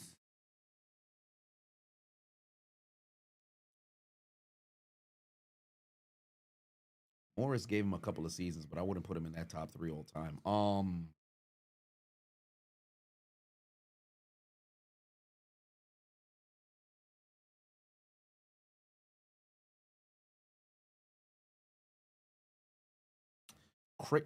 No, Crazy Legs Hurst. I think he played for the Rams. Yeah, Crazy Legs Hurst didn't play in Washington. Crazy Legs Hurst didn't play in Washington. Riggins. Oh, wow. Jackson Smith and Jigba, another huge positive yardage. Just call timeout. You can use a timeout here. You have 2 timeouts left. You don't got to rush to the line. You got 2 timeouts left. You ain't got to rush to the line, bruh. 30 seconds. Yo, why did they do that? You had 2 timeouts. They got to get a completion here. Now they're going to use this timeout now. They could have used the timeout prior, man. Now you're going to use your timeout. Use your timeout. Use your timeout. Damn. They burned so much time for no damn reason. Why? Ridiculous. $1 for 5 on said R.I.P. Bob Trumpy. It's Leon Lett. No, it's Leon Lett. Shout out to the Thanksgiving game, and then also again in the Super Bowl, Leon Lett doing Leon Lett things. So John Riggins, Clinton Portis. If I needed one more, Stephen Davis. No, Stephen Davis wouldn't be there in that top 3 all time. Like we're talking Washington Commanders, Redskins, running backs. There's somebody I'm missing. There's an old school running back who put out crazy production for the Redskins. There's somebody I'm missing. Darnold gonna air it out. Oh my God, another fucking spectacular catch by. Is Njigba over 100? Is Njigba over 100 now? That's got to put him over 100 now. 7 catches. He's got to be over 100 yards. Are you kidding me? Bro, what I told you guys already. Yeah, he's 7 catches, 119 yards, bro. This motherfucker is cooking. Oh, my Lord. Are you serious? 7 catches, 119 yards. All he needs is a touchdown, but he really don't even need it like that. This man is fucking balling, bro. Golly. You kidding me? Mans is fucking balling. Said Larry Brown. Hold on, wait, let me.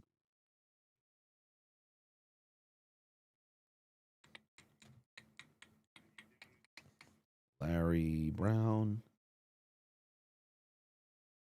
Reds.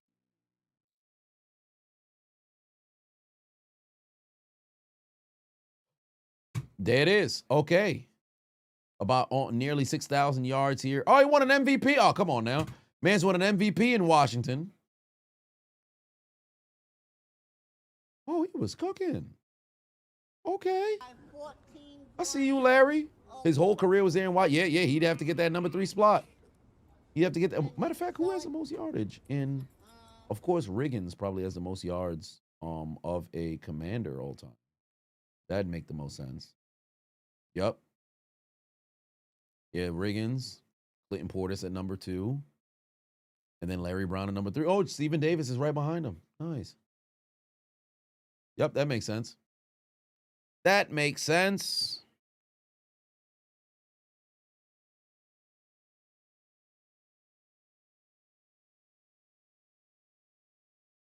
By the way, I just clicked on Clinton Portis. I still think 2003 might be the greatest fucking year of running backs in the history of the NFL.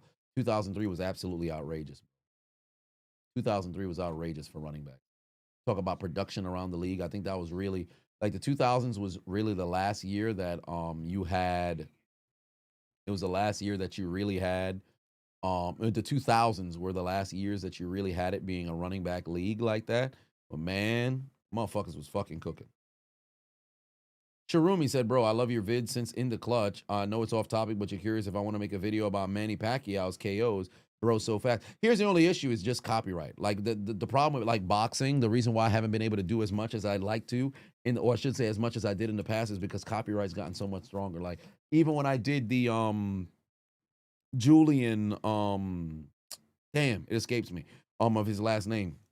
But when I did a ton of that stuff, like copyright's a motherfucker. Like it's become even more difficult to be able to go and sustain and maintain over time. Mango gave out 50 gifts earlier for the community. Yeah, they was giving out some gifts here tonight, fam. They was giving out some gifts here tonight, holding it down for the community. Suarez, Pofavo say, hey, again, was a wild World Series. It was, culminated in an inevitable back-to-back comeback, or I should say back-to-back victory for the LA Dodgers. Did I see Game 7 last night? I did not see Game 7. I did see the highlights after the fact. Toretto Patuan said, how do I feel about the Eagles trade for a cornerback? Yeah, they made a move to go and get Jair Alexander, but Jair Alexander is straight out of motherfucking a laundromat because that brother washed. Well, they'll find a way to utilize him. 41-yard field goal here to make this a 24-point game. Or I should say a 24-point game. There it is. Got it. That's a 24-point game. To give them a 24-point lead. Sorry. Wait, that's still a 24-point game. What am I? I'm in a Genjutsu. Release. Got to get myself out the Genjutsu. Jeremy said here's an actual stat line. 2022 Rose Bowl against Utah. JSN had 347 yards on 15 catches for 3 touchdowns. Yes, indeed he did. Ohio State was cooking.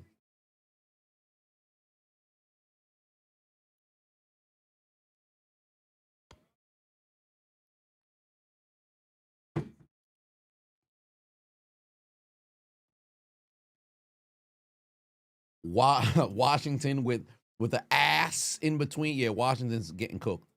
Only way they're going to be able to come back and win is if they turn into...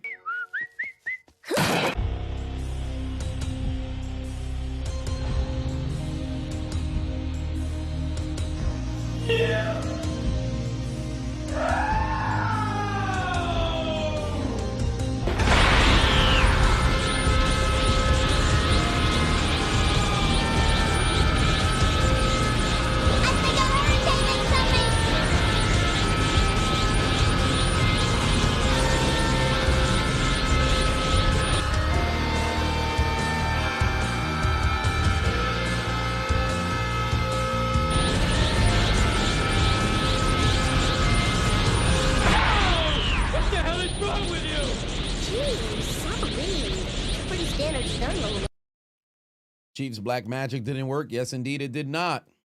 Mans didn't have enough of the arm, although on that 3rd and goal, or I should say 2nd and goal. Oh, no, I said in goal. The second to last play, when Thornton had a chance on the football, I thought I was getting ready to hear.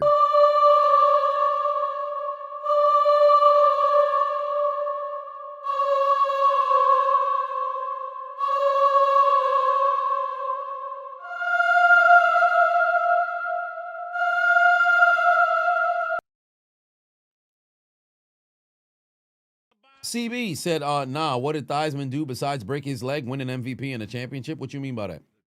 Theismann was ripping up the league. He was playing magnificent football before he broke his leg.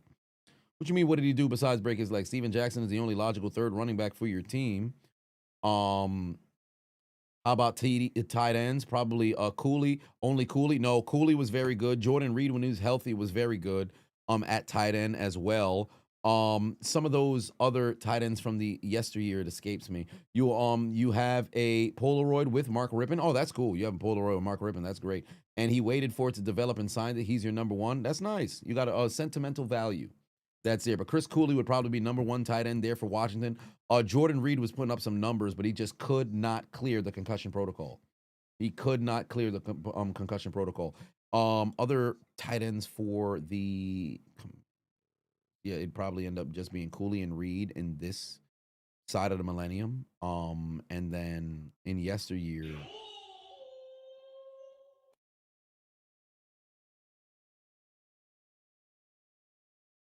escapes me.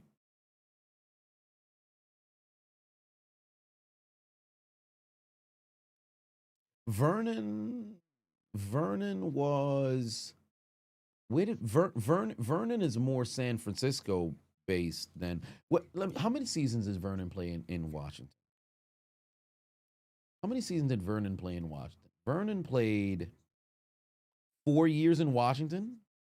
Yeah, he played 4 years in Washington. He's more of a Niner than he is a Commander. And furthermore, his best seasons were behind him by the time he made it to Washington.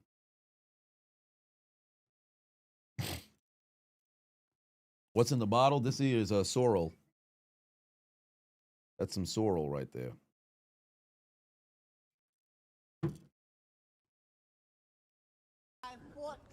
I got to delete 3 teams tonight. What you mean? Nobody's in the Death Note yet. Nobody in the Death Note yet.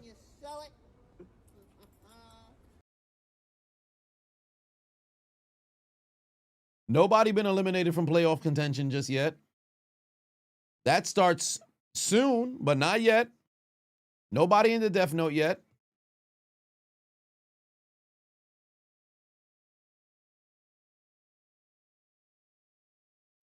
Kiso put 5 on it. Said Vic Fangio is probably the only defensive coordinator that can revive Alexander. Once he puts on that midnight green, he's prime Sanders all of a sudden. Well, we shall see.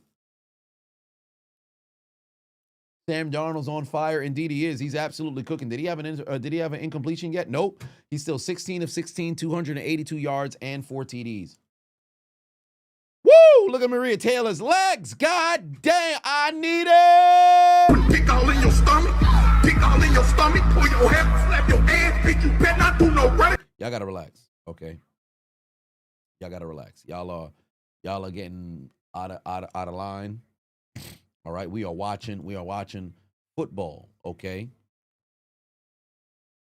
You shouldn't be sitting here envisioning, if she was to perform a little bit of that. You got to stop it, all right? You got to stop it. Y'all are doing too much, all right? Y'all are doing too much. Y'all are doing too much. Y'all got to go to horny jail. Oh! Peyton said, that's a married woman to you. Let me relax. Married woman to you? What you mean? Who said that? Who said that? I know some people who willing to die behind that lady. Because she brought shame to her family. Y'all gotta stop it. Y'all gotta stop it. Drago said, you thought I was a changed man. Indeed I am. Indeed I am. Some of y'all gotta relax. Okay. What you mean I gotta stop? I've done nothing. I've done nothing. I just looked at the screen and just envisioned if she had a. You are nothing but a great big pussy! Nonetheless. Ooh, Jerry Smith. Yes, Jerry Smith did play. Because I was thinking more towards Arizona for some reason. For Jerry Smith. The homosexual.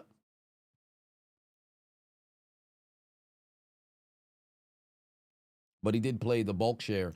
I had the wrong guy in. I had Jackie Smith in mind. Jerry Smith was the appropriate tight end to bring up because he was amongst the best of the best tight ends of his generation. So yeah, Jerry Smith is the individual to mention when we're talking about Washington tight ends and truly all-time tight ends because I think he might have better numbers than Mackey. Let me see. Let me compare his numbers to John Mackey. How does it compare to John Mackey? Smith played 29 more games. He had 90 more catches, only 200 more yards. Well, almost, 270 more yards. Scored more touchdowns than John Mackey.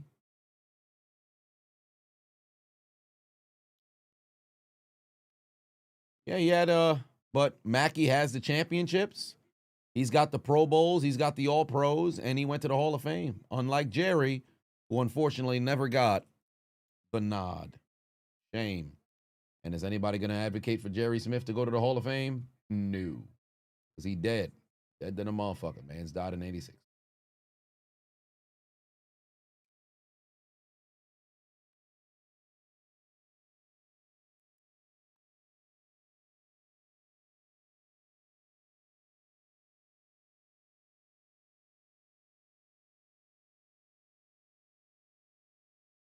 Oh, he died of AIDS. Damn.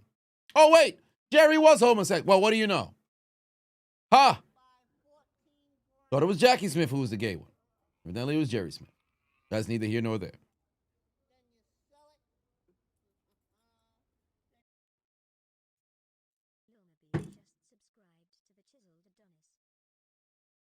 Little Mr. Beast just subscribed with Prime. Yeah, Jerry was a gay one. Well, that's unfortunate. In fact, I believe I would not be surprised if they don't. He should be somebody who's immortalized in the NFL whenever they're like celebrating.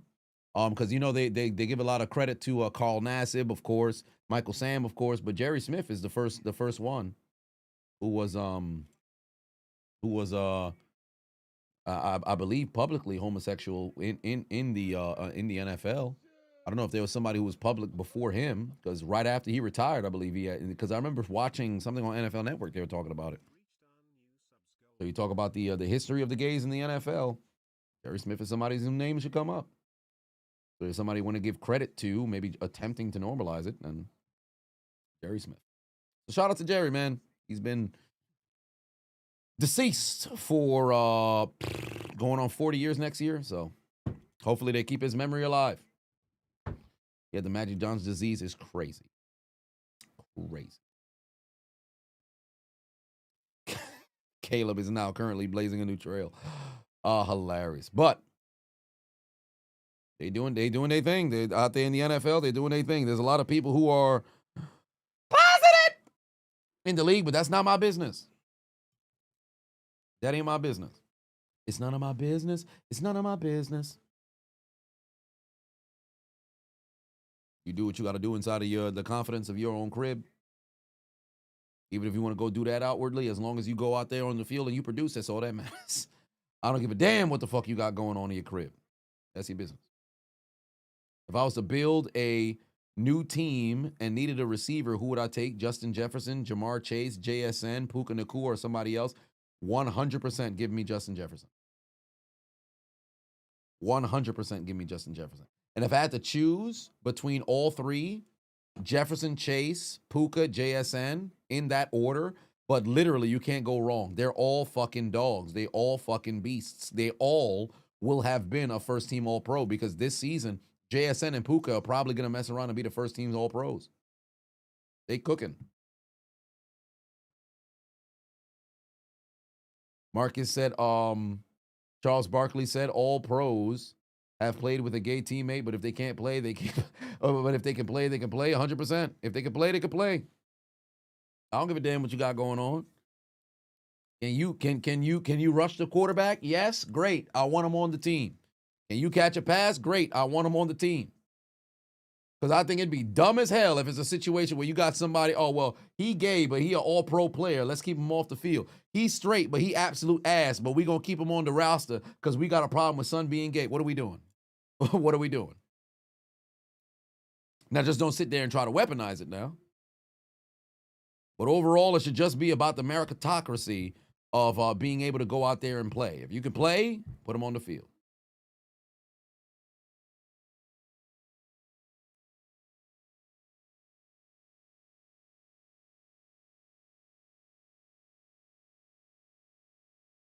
Art Monk honored at halftime. Well, Art Monk, it's a fucking shame Art Monk had to wait as long as he did to make it to the Hall of Fame.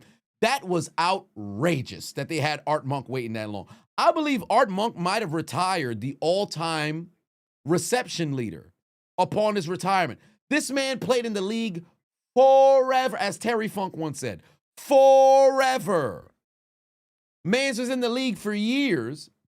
Buddy finally messed around and got called into the Hall after, what was it, like a 14-year wait? Art Monk might have waited longer than Lynn Swann and John Stallworth. How long did when did Art Monk retire? 92? Art Monk retired. Art Monk retired after 95.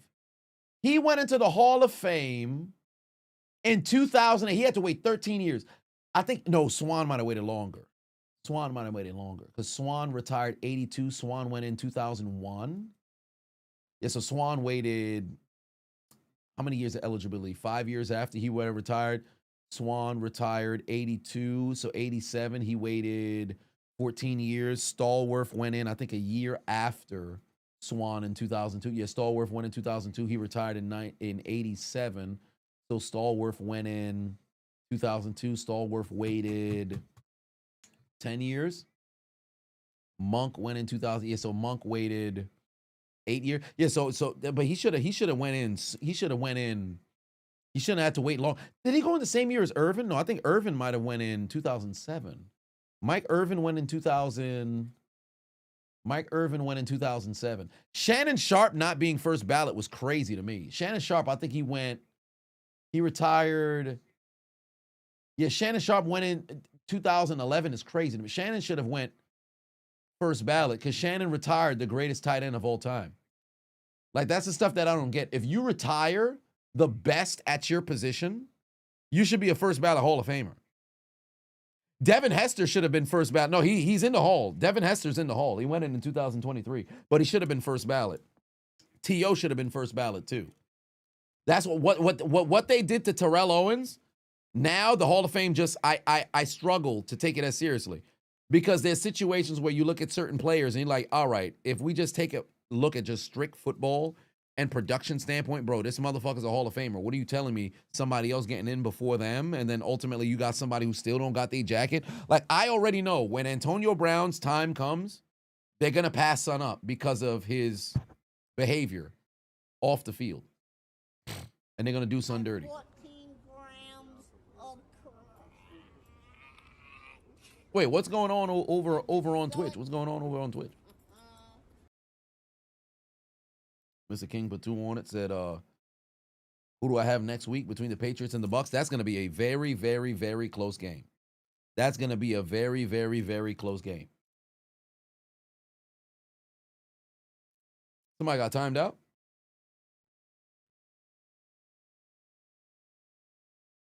Payne said, this is the same argument you have with your baseball people, but you need to know if the ballot you get in matters in football. No, it doesn't. It doesn't. Because once you get your jacket, you got your jacket. It don't even matter no more. Like, there's no differentiation between first ballot and then second or third. There should be, but there's not. Does a plaque say third ballot Hall of Famer, or does it just say Hall of Fame? I have to actually go to the Hall of Fame. I was supposed to go a couple of years ago. I'm going to see if I can make it a point to go this year. I said this year. Next year to go to Canton, Ohio. Just to go pop out there. Just coordinate with the fellas to go out there. My brother, wait, the unknown Adonis got timed out? What the hell did he say? All right, second half underway. Seattle Seahawks absolutely cooking. Darnold is 17 of 17. He's 17 of 17.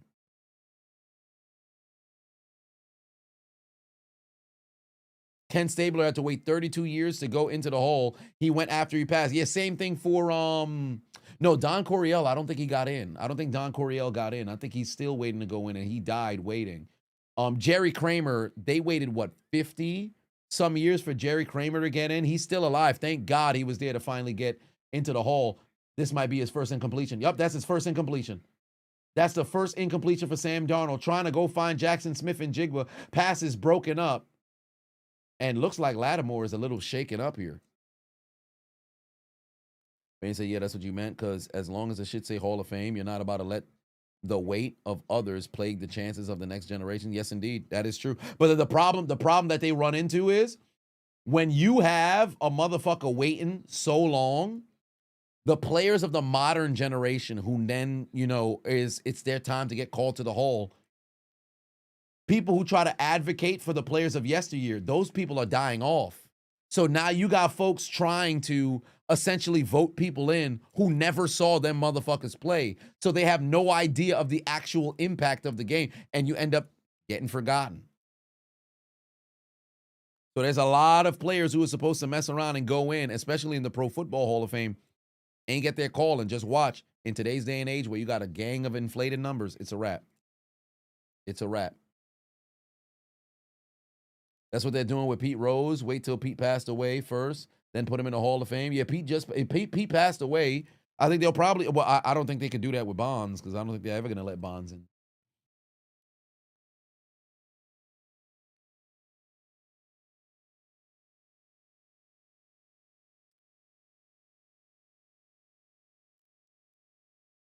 All right, gain of a few yards here.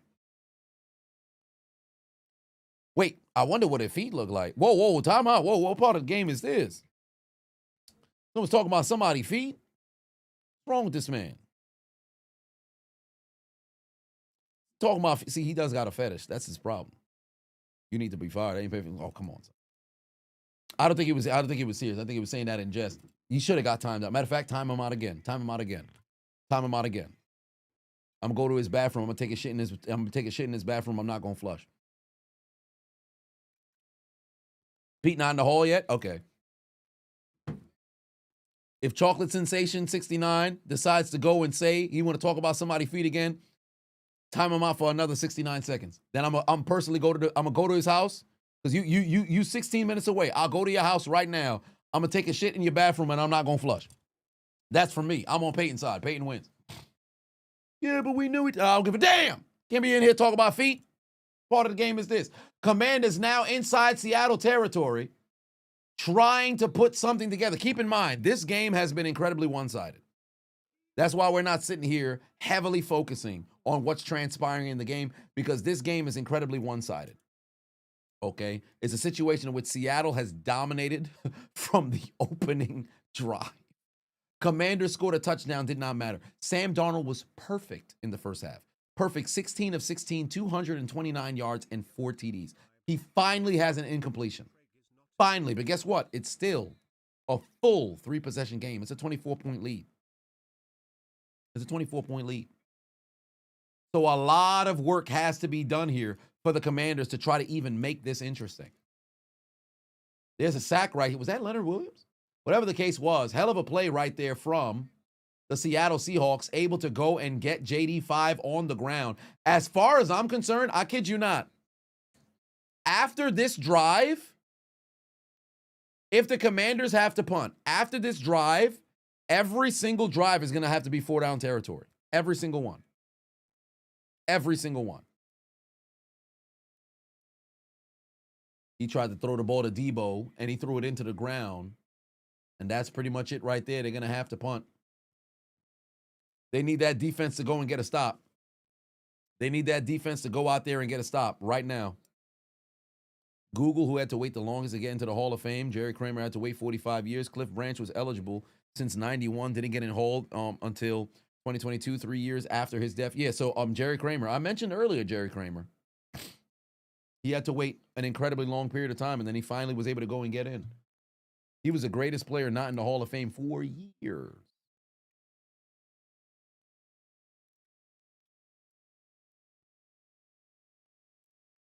Leaky said, there's wrestling royalty. Who do I think is considered football royalty? The Manning family. Essentially, what trio of brothers in the NFL were the best? The Manning family is considered NFL royalty because you've got 2 Heismans, or I should say 1 Heisman, because Archie won the Heisman. 5 MVPs, but with Peyton winning MVP. Actually, did Archie win an MVP in the NFL? No. He just went to the Pro Bowl. Archie didn't win no MVP. Yeah, Archie Manning ain't win no MVP. I don't even know why I'm going to sit over here and Google it, but Archie Manning ain't. He just went to the Pro Bowl with New Orleans, but he was running for his life the entirety of his career in New Orleans. Mans was getting sacked left and fucking right, and it was bad. Like people don't recognize how good Archie Manning actually was, and if he played anywhere but New Orleans, I think you would have seen a Hall of Fame career. But he was dying. He was dying back there. Like, truly, go and like Google some of the Saints games from back then. There are some times in which it was like he didn't play very good football. But for the most part, he was dying back there. It was bad. But Archie Manning, he won a Heisman in college. Peyton nearly won the Heisman, then went on to win 5 MVPs, a couple of Super Bowls. Eli Manning won a couple of Super Bowls. So the Manning family, NFL royalty. They're royalty. You have some brothers who are like the Watts, the Kelseys, the Barbers. Those guys are like Pro Bowl, all pros. 2 of those brothers will be Hall of Fame. The Sharps, the first pair of brothers that are in the Hall of Fame. The Matthews family has been, 3 generations of Matthews. The Bosas, you have 2 generations of the Bosas that are there as well. The Matthews family just doesn't have as much notoriety, which they should, because they've got linemen and linebackers. Because Clay Matthews II should be in the Hall of Fame because he had a hell of a career with the Browns. Bruce Matthews should be on, like, if you have an all-time team, he's a starting lineman at any position you want to put him because he played everywhere on the line. If you was to say, oh, this is my starting, lineman, whether it's a guard or tackle, maybe not so much center, but guard or tackle, Bruce Matthews is a starter there on the all-time team. So Matthews family is another family that would have to get a bit of respect there. So, but the Manning family, when you think about like royalty, NFL royalty, Manning family is probably the first one that comes to mind. Ryan, but 2 said, anybody ever gotten more powerful post dreads? Post dreads got more powerful. Somebody will probably be able to name one because Henry had a 1,900-yard season post dreadlocks. Oh my God, down the field, almost had Jackson Smith and Jigba. How many targets does Jigba have? Wow, and here comes a late flag coming in. I wonder if they're gonna pick this up or not. But somebody who had a better career post dreads, I'm not sure. Pass interference on the fucking defense. That's gonna erase that incompletion there. Mark Jackson, but 2-1 said Washington got 5 primetime games, already took 3 L's. Golly. They've played 3 games in primetime already? Shit. One bag dog, put 5 on, say, H's, tell your boy Terry Bradshaw to keep your Panthers out of his mouth. Keep pounding. Hey, I can't tell Bradshaw nothing because he's a loose cannon. He gonna say what he want. He gonna say what he want. Tiki and Rondé Barber were both were crazy. Yeah, Tiki was if Tiki never retired in 2006, there's no doubt in my mind he'd have probably had eligibility for the Hall of Fame and actually would have, well, I shouldn't say eligibility because he's always has eligibility, but he would have probably got a nod for the Hall of Fame if he was on that 2007 season, if he was there. Then you sell it. The JSN, well, JSN is still relatively early. LeVar Arrington. LeVar Arrington was all right. Post dreads, didn't he grow him back? Carbra, no. NFL royalty, no. So I'd say the Mannings, and then ultimately, but the only thing is that just with the Sharps, they played at the same time. Like you got to have some generation, like some gap that's there. That's why I could probably end up saying the Mannings for sure, and then ultimately I'll give a nod to the Matthews as well, because you got multiple different generations where you have notable players that was playing.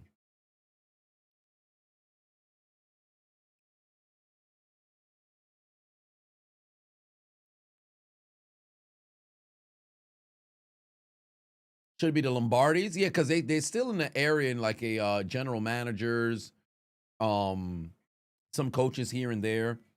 But you just didn't find that same success as Vince. Once Vince was done and then he passed away, they just haven't hit that same heights, you know?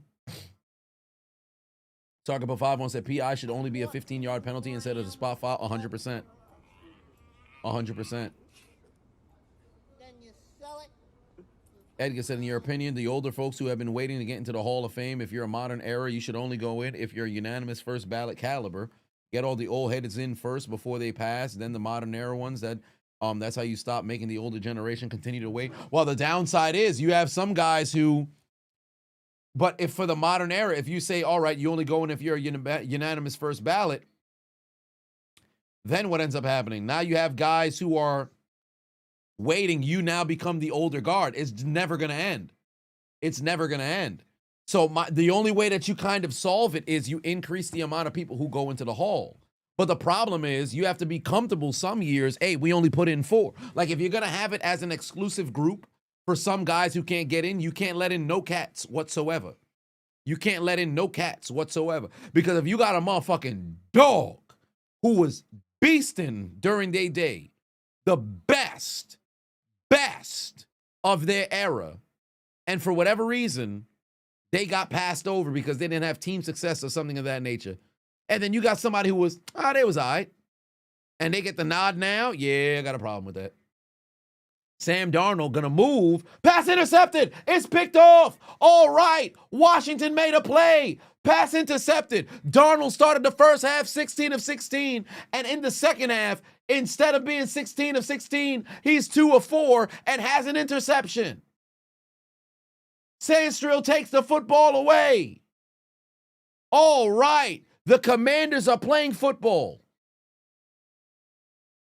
I got Dallas said, you think get rid of the 5 years waiting of eligibility? I disagree. I think you should keep that 5 years. He's seeing ghosts and throws the football to the defense. Pass picked off. Goodbye, perfect passer rating. Goodbye. Not anymore. Who's the greatest defense of all time? The 85 Bears. And then the 2000s Ravens. Oh, my. They're going to go and give the football to Debo. Whoa. He ain't going nowhere. He ain't going nowhere. Down goes Debo.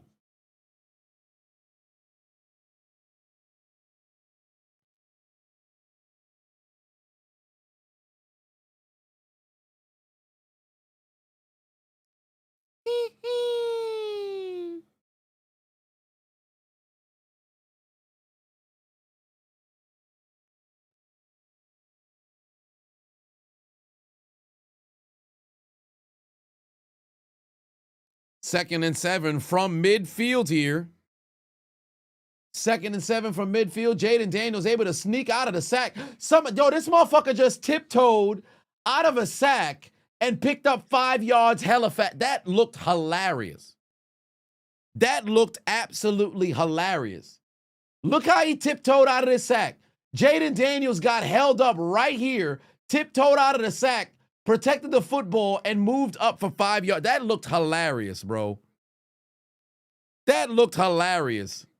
How did he even get out there? I thought he was going down. Somehow was able to sneak his way forward. Pardon me, it was a gain of 6. Midway through the 3rd quarter. Here we go. There's a handoff. First down. Mr. King put 5 on it. Said Simeon Rice needs to be in the Hall of Fame, one of the best of his era. You feel like he'll continue to get passed over. Unfortunately, voter fatigue from that team. I wouldn't necessarily say voter fatigue. I just think it's a situation where now, as it pertains to defensive players who are now becoming eligible, you have people who have a bit more notoriety. You got some guys who have defensive player of the years who are going to mess around and get the nod, and they're going to hoe some. Because I've said for years Simeon Rice should have been in the motherfucking Hall. It's some bullshit. Darnell Taylor said, you know the ghost thing is a joke, but Sam was young when he said that. Plus, the Jets don't know how to develop quarterbacks. Even him, when he was the starter there. That is true. They don't know how to develop quarterbacks. Hence why, when was the last time the Jets had a Pro Bowl quarterback? Ah, that's right. Ken O'Brien? Vinny Testaverde, did he ever go to the Pro Bowl? With New York? Vinny Testaverde, yup, he went in 98. And let me see if Chad Pennington went, which I would doubt because I know he won a comeback player of the year twice. But did he go to the Pro Bowl? Chad Pennington 2002? Nope. He won that comeback player of the year in 2006, then won it again in 2008. But did he go to the Pro Bowl? No. So I think Vinny Testaverde is the last Pro Bowl quarterback. Sanchez. The fuck did Sanchez go to the goddamn Pro Bowl? Sanchez never went to the Pro Bowl. Mark Sanchez. And Sanchez ain't go to no damn Pro Bowl. Exactly. I know Sanchez ain't go to no Pro Bowl. Man, folks is in here yapping. Sanchez ain't go to no Pro Bowl. Part of the kind of genjutsu is this. Fitzpatrick ain't go to no Pro Bowl.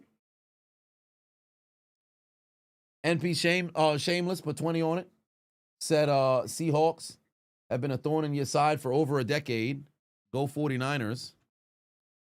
Yeah, and still they're in a situation in which they are still relatively competing. Fitzpatrick never went to the Pro Bowl his whole career. I don't remember Fitzpatrick going to the Pro Bowl. Ice Trey put 2 on, said Rodney Harrison should be in the Hall of Fame, and he'll get in really soon. He just got to shake that, dirtiest defensive player in the league that he kind of had while he was still playing. And he's been in media long enough to where I think he'll mess around and get in. They're always doing people dirty.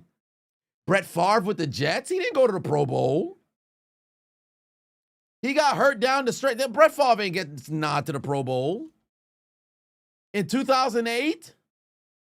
The fuck out of here. He went to the Pro Bowl? How? It must have been before they fell apart. Well, what do you know? Brett Favre went to the Pro Bowl. It must have been, yeah. It was because I remember they was 8-2. Hold on, wait a minute. Jets 2008.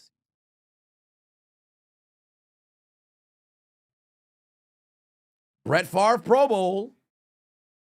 Yep, they were 8-3, and then they fell off a goddamn cliff. They fell off a goddamn cliff. They probably announced the Pro Bowl selections before that shit happened. They probably announced the Pro Bowl selections before that shit happened. Because Brett Favre fell off a motherfucking cliff, bro.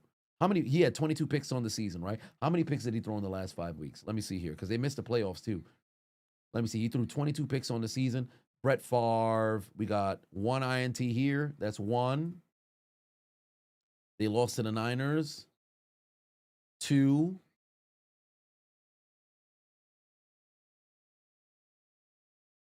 Beat the Bills.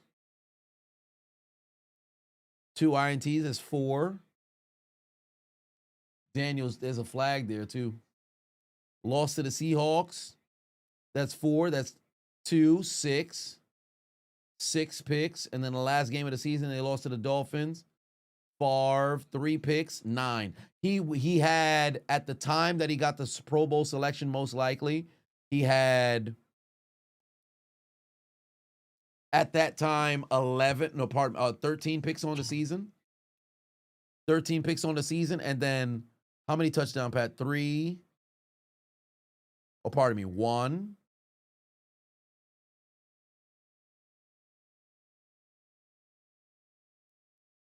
One, 0, 1. 14 grams of crack. Then you sell it. Motherfucker went two touchdowns, 9 interceptions down the stretch. 2 touchdowns, 9 interceptions down the stretch. Brett Favre, man. Live by the gun, die by the gun. Like I told you guys, it's 4-down territory for the remainder of the game right now for the Washington Commanders. 4th and 15. What does JD5 have? Can't escape. Yes, he can. Dodge the sack. Stays on his feet. He's going to try to run. Oh, my God. He got tripped up, and down he goes. He got tripped up, and down he goes. JD5 tried to use his legs to make his way down the field, tried to use his legs to try to go and pick up the first down on 4th and 15, but Williams chases him down. Hawks him down, and down goes Daniels. The Commanders are stopped once again. Kid put 5 on said, as a Jets fan, you can assure you, Mark Sanchez did not go to the Pro Bowl. It was the defense during the Rex Ryan era. Indeed, the defense and then also the run game, because Thomas Jones and then LaDainian Tomlinson, when he got there, they were doing a hell of a job. Yeah, he almost got away.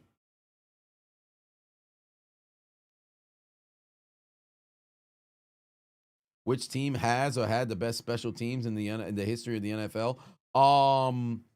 Chicago collectively has always had a very good special teams unit with Gale Sayers all the way to Devin Hester. Baltimore was very good at blocking punts. New England was incredibly disciplined. Incredibly disciplined. Buffalo throughout the 90s were very good on special teams. Washington was decent through the 80s, or I should say the 70s, 80s? Escapes me. But I think I would end up saying Chicago. Special teams unit all time, I think I'd end up giving Chicago or Washington. Chicago or Washington.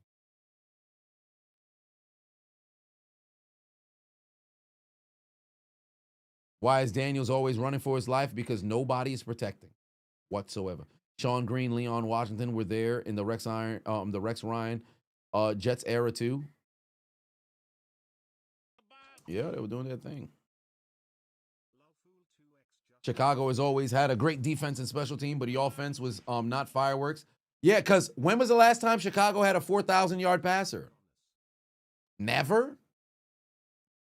Their last Pro Bowl quarterback, what? Sid Luckman? The last actual good quarterback? And when did Sid Luckman last take a snap? The 60s? I think last time Sid Luckman played football, Martin Luther King might have still been alive. Hold on, wait a minute. When was the last time Sid Luckman took a snap?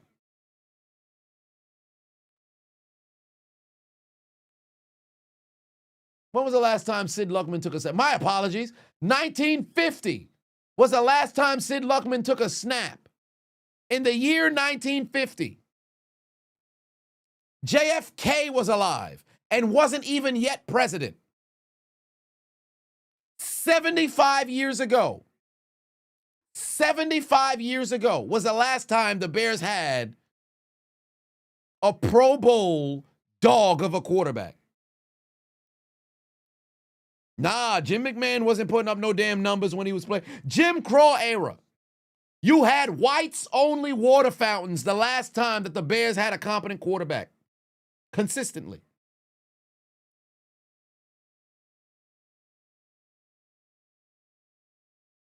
$1950. Hitler body was still warm. That's how...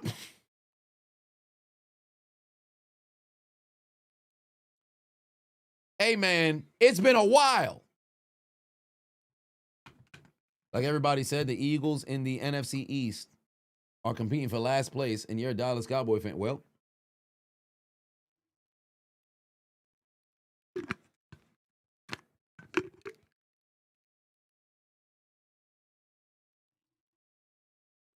nonetheless, it's been a minute. Motherfucker's been struggling at the QB position forever. Trubisky did go to the Pro Bowl, but did he really go to the Pro Bowl? Like at that point, post 2017, the Pro Bowl ain't the Pro Bowl no more. The Pro Bowl ain't the I'll die on this hill. The moment, and low-key I blame the Patriots, but Tyler Huntley went to a Pro Bowl playing 5 games in a season in which he was 2-3, and I believe he threw 5 touchdowns on the season. Tyler Huntley can say he's a Pro Bowler. When you go to Tyler Huntley's room, I'm sure he probably has the jersey frame somewhere. Pro Bowl jersey. Tyler Huntley went to the Pro Bowl playing 5 games, taking over for Lamar Jackson. He went to the Pro Bowl. Yep, he was 2-2. 2 touchdowns, 3 interceptions. Tyler Huntley's a Pro Bowler. The Pro Bowl's done. The Pro Bowl's done. Nobody wants to go anymore because, for one, it's in Orlando rather than playing it in Hawaii, so you don't have the family vacation like that. There's no incentive anymore. I blame the Patriots because Tom Brady only went to what, 2 Pro Bowls? Every single time, yeah, you're competing for Lombardies or whatever the case may be, but they got to the point where, hey, you want to go to the Pro Bowl? Nah, I'm good. Hey, you want to go to the Pro Bowl? Nah, I'm good. You letting everybody in there. The Pro Bowl ain't nothing. Pro Bowl ain't nothing. Matthew said the Pro Bowl is a popularity contest. Indeed. And the fact, the year Tyrod Taylor went to the Pro Bowl for the Bills, he actually had a decent season, but it wasn't a Pro Bowl season. Literally, that year, 40 of the actual selected Pro Bowlers didn't go to the Pro Bowl. So you had almost a full roster full of reserves. Everybody's a fucking Pro Bowler. That shit does not hold the same merit anymore. All pros is what matters. As far as I'm concerned, remove the Pro Bowl selection. If you're an all-pro, Pro Bowl selection should be revealed at the end of the year once you select all pros. Once the all-pro team is released, everybody who's an all-pro is a Pro Bowler. How the fuck do you have all pros that aren't Pro Bowlers, but you got fucking Pro Bowlers that ain't all pros? It doesn't make sense. Face mask on Kinlaw as the Seahawks continue to march down the field here.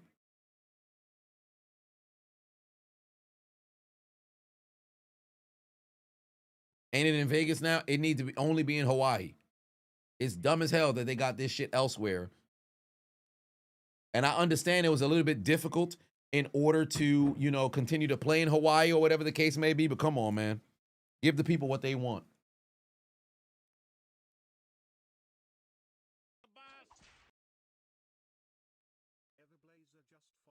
If the Bucs are criticized for how they won their first 4 games, and the Broncos should be as well. Yeah, all nail biters. Yeah, I said that earlier. I said regarding the Denver, yes, because think about it. In recent years, as it pertains to competing for Lombardies, how often do you see the team that has been able to skirt away with victories in the clutch, or primarily in the fourth quarter? How sustainable is that down the season? Like we saw the Vikings be incredibly clutch.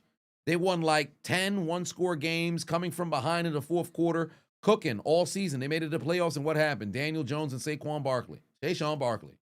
First round, you're done. 14 grams of crack.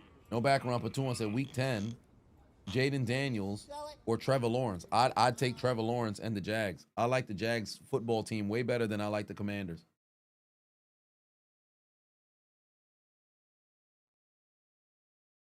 First and goal. Look at the motion.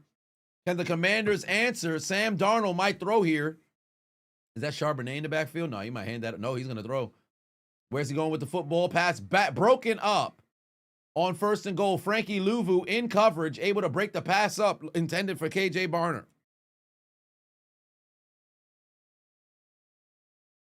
Even last year, Lamar was first team All-Pro, but Josh won MVP. Make it make sense. And I think the year before that, it was Josh might have been first team All-Pro, and then Lamar won MVP. I think it had reversed both years. Oh no! I think it might have no. Yeah. It might have been Lamar first team All-Pro back to back years. Or was it Burrow? Hold on, wait a minute. No, it was Lamar. Lamar back to back years, first team All-Pro. So he's got 3 All-Pros. That's crazy. I think Brady only has like 4 All-Pros. Because he played with Manning, and Manning had like 7 All-Pros. Yeah, Brady only has 3 first-team All-Pros.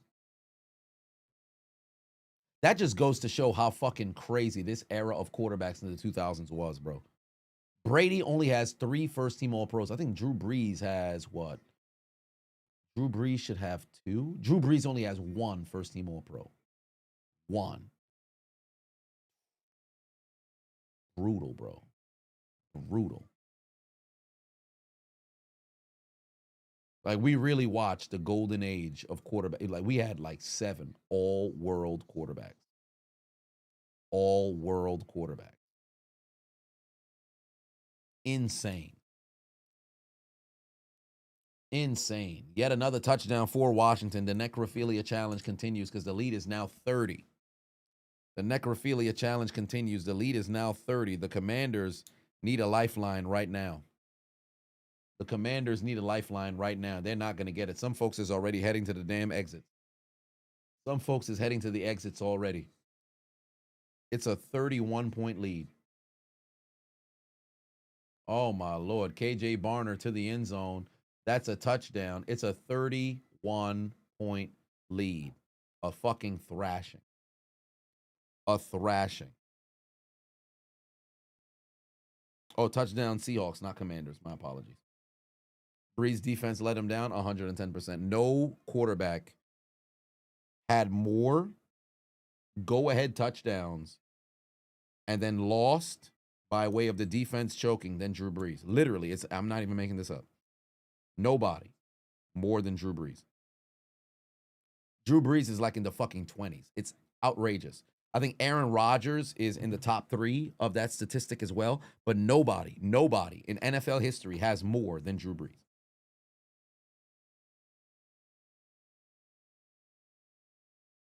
Nobody has more than Drew Brees.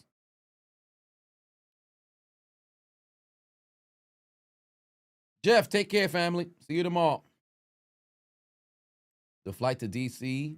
from Seattle was more difficult than this game for the Seahawks. Indeed. Indeed.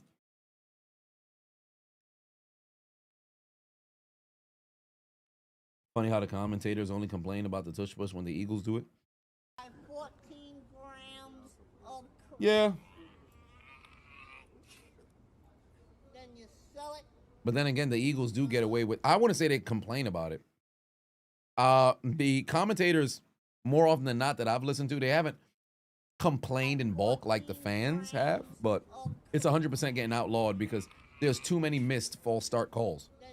And you can't justify that. And it's very difficult to be on commentary talking to a nationally televised audience of hundreds of thousands of millions of people and try to explain, hey, I know you just saw a blatant false start, but maybe the officials missed it. Oh, wait, that happened last week too? Shit, that happened the week before that too?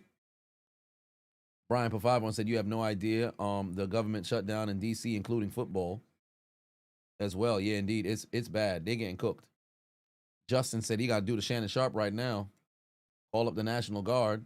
Sergeant Pafavon said the Seahawks are Shannon Sharpening the Commanders. Commanders are screaming like Stephen A. Smith.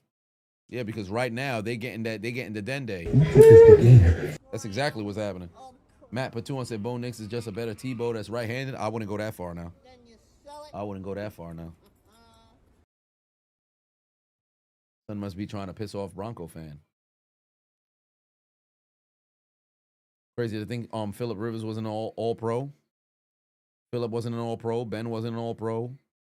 Who else? Beasts of that. Breeze only got one in 2006. I think Rodgers probably got 4. Yeah, he probably got 4 in all of the MVP seasons. He probably got the first team all pro. Brady got 3. Manning got 7. Breeze got 1. Ryan got 1. Stafford, none. I don't even know if Stafford. I think Stafford probably got 1 second team all pro, and that's it. Andrew Luck probably got a second team all pro nod. No, Eli Donovan McNabb, no. Not even close.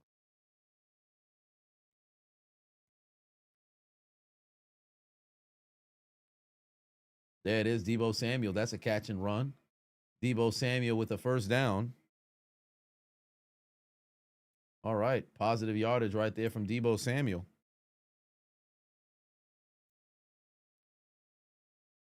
John Elway never made a first team all pro.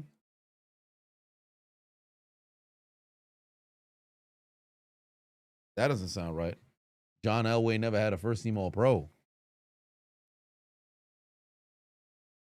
That wouldn't make any sense. He never had a first team all pro? Who the fuck was the first team all pro quarterback when this motherfucking fraud won the MVP? They gave it to Montana?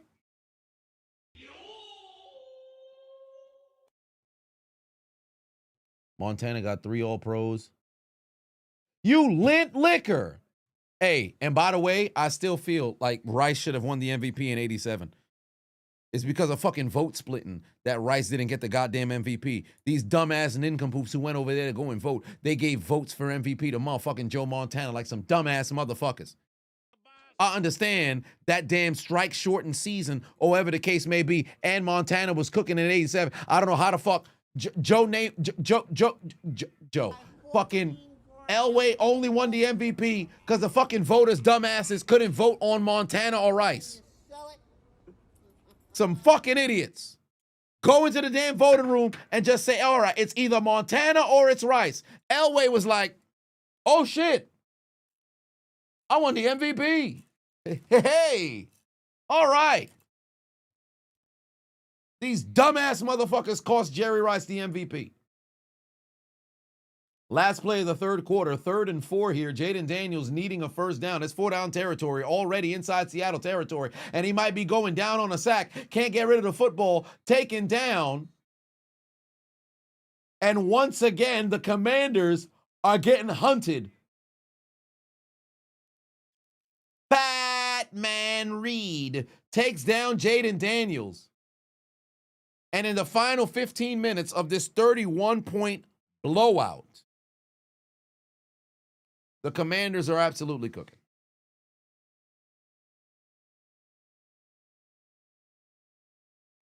The Commanders are absolutely cooking.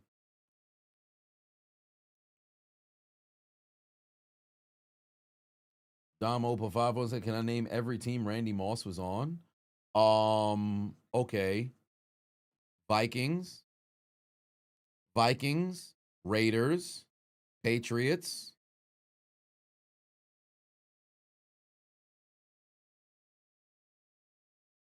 Vikings, Titans, 49ers. Was it in that order? No. It might have been from Patriots to Titans to Vikings, 49ers. Am I missing another team for Randy? Oh, I think that might be it. Vikings, Raiders, Patriots, Titans, Vikings, 49ers. Yeah, that might be it. That might be it. I can't recall if there was another team that Son was on. That was the 5 teams that he was on. Yeah, he played for the Titans. He was on the Titans. You know, once he put on the Titans Jersey, you already knew what time it was. Ba-ba-ba-bam. Outstanding. Ba-ba-ba-ba-ba-bam. Girl, you knocked me out. You know it was a rap. One when you put that Titans jersey on, you playing wide receiver, that's the end of your career. Excited. It was a rap. It was a rap. You got to go elsewhere.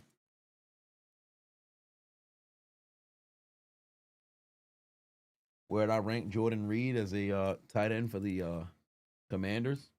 I mean, now remembering that Jerry Smith played for the fucking Commanders, like I was a dumbass for not remembering that. I'd probably have to put Reed there at 3 because he's going to be behind Cooley. Jerry Smith would mess around and be right there at number 2 or number 1 for the Commanders alongside Cooley. And then ultimately Jordan Reed would either be at 3 or if there's somebody else historically who had better numbers, then I'd have to put him there at 4 on the outside.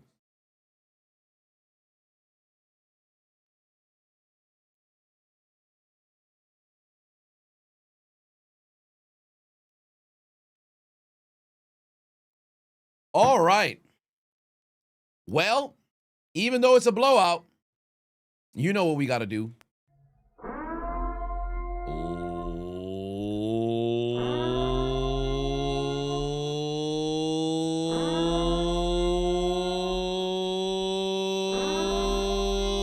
Ladies and gentlemen, we've arrived at the final period of this game where the Washington Commanders are trailing 38-7 at home against the Seattle Seahawks, where Sam Darnold was perfect in the first half. He did throw an interception in the second half, but what did that turn into?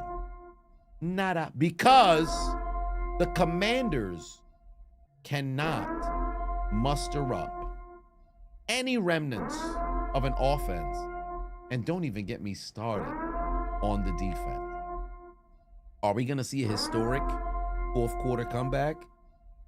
I don't have faith, but I can tell you what is going to happen. The necrophilia is gonna continue in the nation's capital because the Commanders, through 45 minutes, may be dead, but somehow they're still getting fucked in the final 15 of this game. Ladies and gentlemen, I invite you to the fourth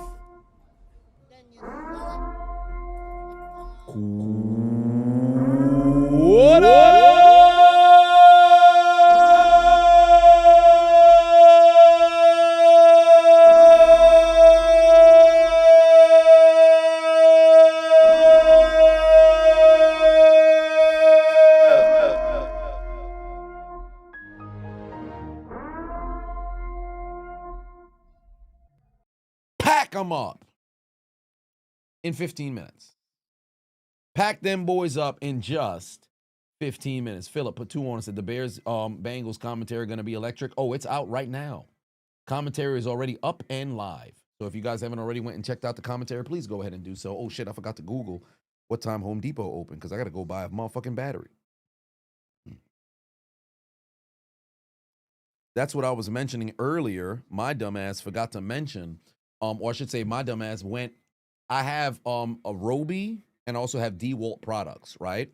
So I have the batteries. There's 2 different batteries. So I went to go buy the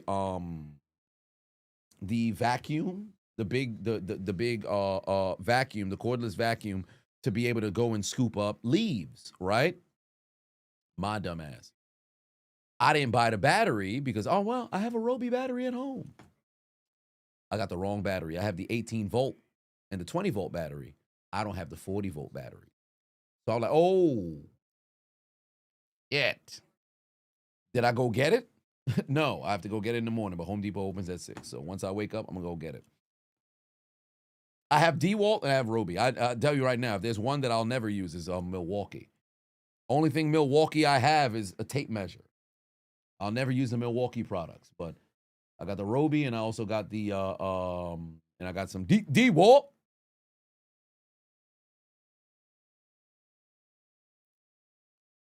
J.A. said perfect push-ups. Yeah.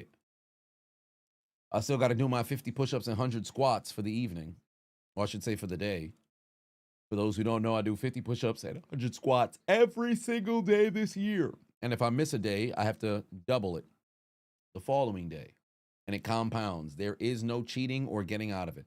Oh, I didn't work out for a whole week. Guess what?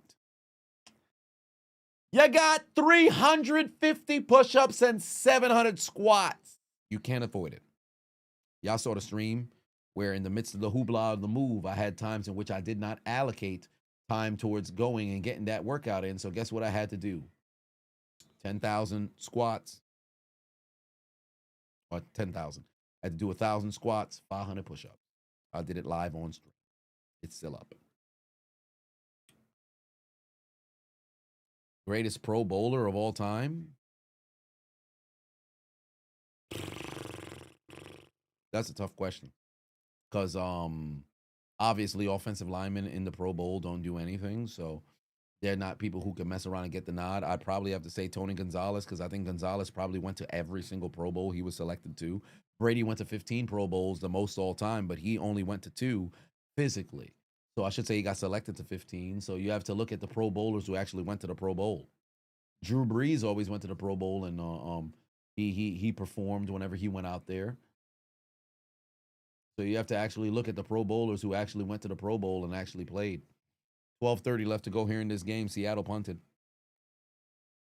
Nobody watches the Pro Bowl yet? Yeah, nobody watches the Pro Bowl now, especially since it's flag football now. Like, what are we doing?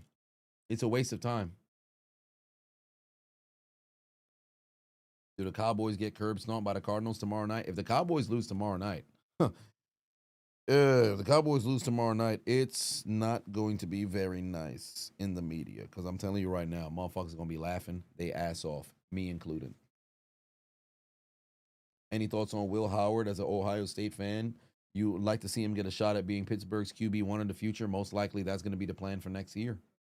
Because I don't think Aaron Rodgers is going to come back. This is swan song. He's going to retire. And me personally, I think if they ride off into the sunset, Stairway to 7 is completed, they mess around and, raise up that Lombardi, God willing, for myself and, Steeler Nation, I'm sure other teams, obviously you want to see your teams win. But if that doesn't happen, I still think Rodgers better retire because you come back, it's not going to be as sweet, the first year as it is the following one. Darren Patoon said Husky Tool products aren't that bad either. Yeah, there was some Husky Tool products. I saw for they had some that was on sale there as well. So usually varies. You can't go wrong with like a good power tool if you actually put decent amount of bread towards it. Jayla Sage put wrote W's in the chat. I appreciate you. Yeah, this white hair is very, very dominant. Like I have some white hairs that aren't like as prevalent. Like if I lean my head like this and you're able to see it, it's like the starry. It's like fucking stars. But this white hair is strong as hell. I don't mind. I'm never gonna put that just for men in my shit either. I ain't gonna be that guy. I'm gonna embrace the grays. I got no problem with it. I got 3 in my beard. I'll roll with it. I ain't got no problem with it.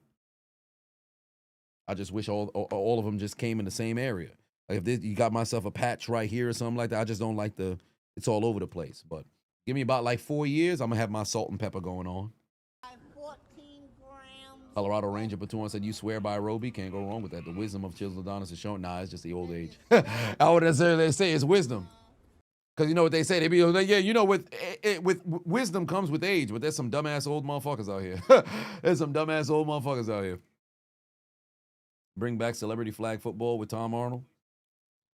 Yeah, I'd have to get enough clout to qualify. SGF put 2 on, said if Jacoby Brissett barbecue that Dallas defense, holy shit, it'd be crazy, bro. If Dallas lost tomorrow, they're in a terrible spot. And I saw they kept promoting Kyler Murray on the graphic. So makes me wonder if someone's coming back, but I doubt it. Here we go. It's a 4-possession deficit right now. I don't even know why they're handing the football off. They should be throwing the ball every single down. Darnell said, you starting to get white hair and you're like 33. What the fuck? Yeah, sometimes, some stuff in the diet could be attributed to it. 'Cause certain times in the body it could stop producing certain things because of, what it is that you're eating, or maybe if you're drinking or what, because there's some people who've been able to reverse, the hair color. But for me, it's like, all right, am I healthy? All right. If my hair goes white, I don't mind it. Haircut. Put the tongue away. Stress is a fact. Yeah, stress is a factor as well. That's a big one. Stress is a factor as well. What teams do I think should focus on drafting a QB next season? Draft. Well, I would have to see if this is a QB kind of draft.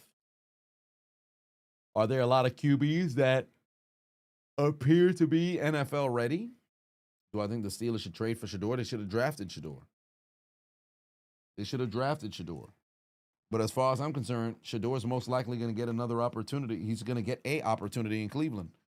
Because best believe, let's say the Cleveland Browns go 4 more weeks. They're losing every single game. Dylan Gabriel is still struggling. You think they're not going to take a look at Shador?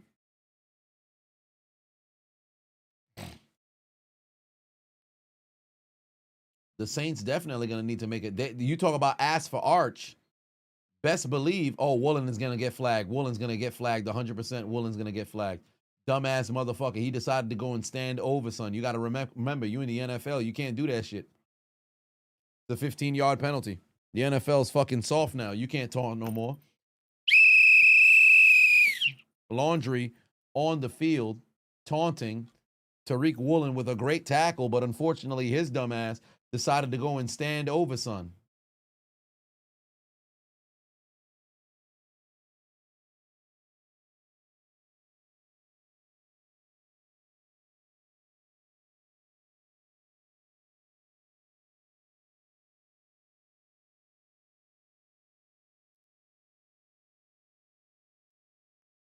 All right, 1st and 10. Now at the 31. Oh, shit, JD5 in trouble. He's going to have to run. On the move, able to find his man. That's a catch right there. 1st down. Man's got hit right there in his damn belly button. 1st down. Taunting rule sucks booty. I agree. Darnell said Shador should be starting by now. The NFL is colluding against him. They hate him, and the fact that he's naturally confident in himself. The old heads in the NFL hate that. I will say, I think to a degree, like there has to be a little bit of accountability that he has to take in his camp, because he did not do a very good job in the draft situation.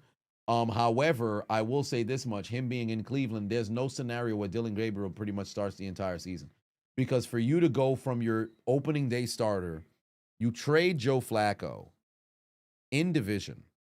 You now have Gabriel. Remember, Kenny Pickett is in Las Vegas now. Tyler Huntley is in Baltimore now. Back in Baltimore, I should say.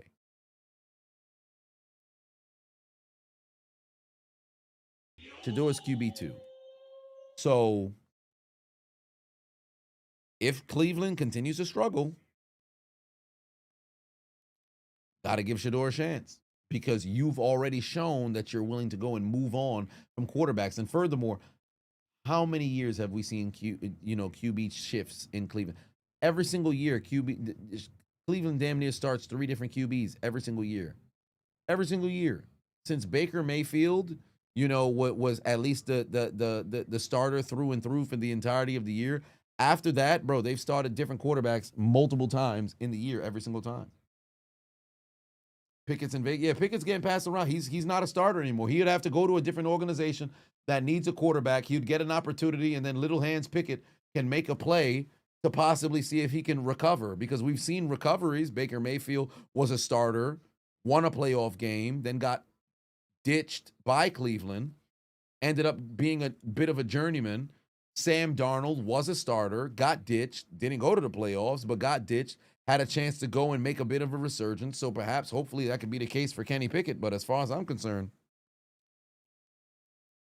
if you're in Cleveland, you're going to see a situation where you can get a chance.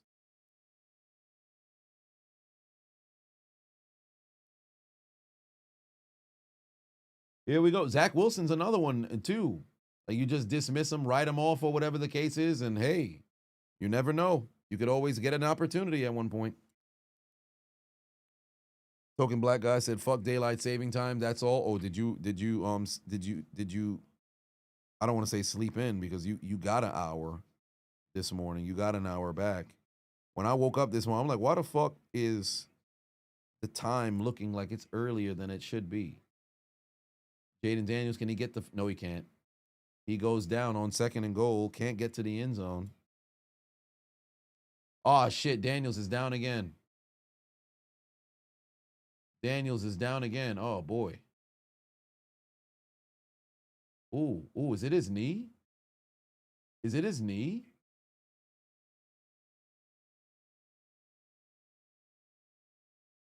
What happened? Ah, shit. Oh, he planted the knee right there, and then he went down. The knee twisted when he went down. Like a routine tackle. Is he okay?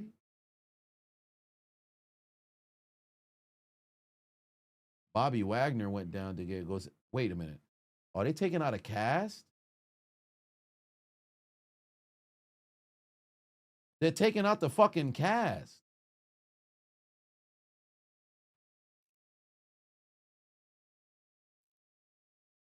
His foot got caught underneath him, but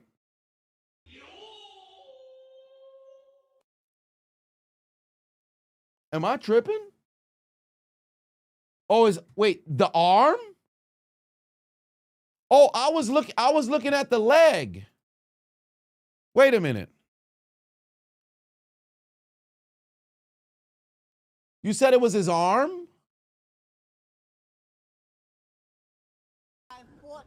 These motherfuckers got edits of Kai Cenat face on Jaden Daniels. It's crazy.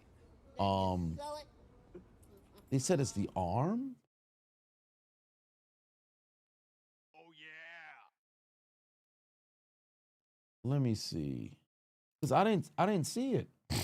Retro Club just became a member. Nathan put 2 on and said Sam Darnold having himself a night. Indeed he is. I didn't look at the arm. The elbow, hyperextended elbow. Let me see. He's on the ground. Ooh.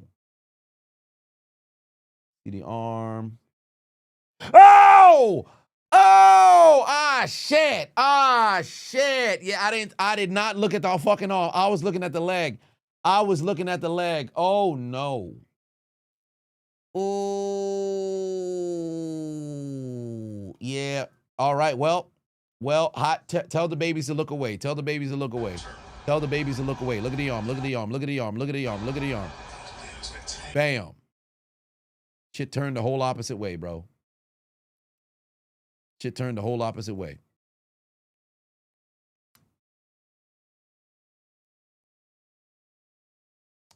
got to ask yourself, why was he still in the game? You trailing by fucking 30. You're not making a motherfucking comeback at this point. It's 7:30 on the clock. You down by 31 points, bro.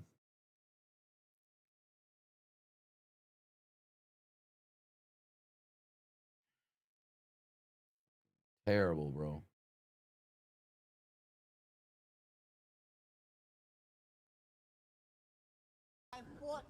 They brought the cart out, but he wanted to walk off the field. The fucking left arm.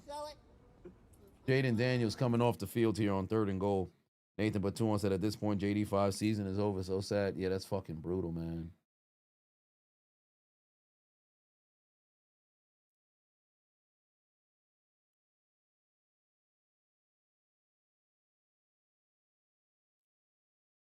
That's tough.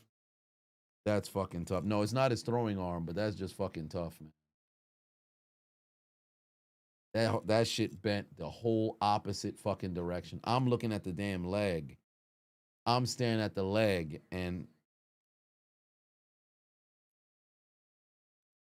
jeez Louise, man. Yeah, that's oof. Make your skin crawl.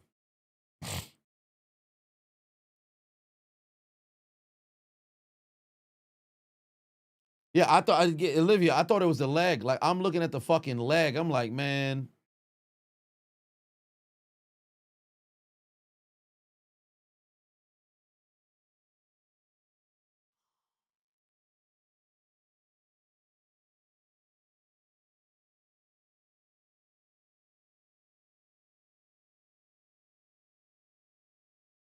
14 As you got yourself a grams touchdown now.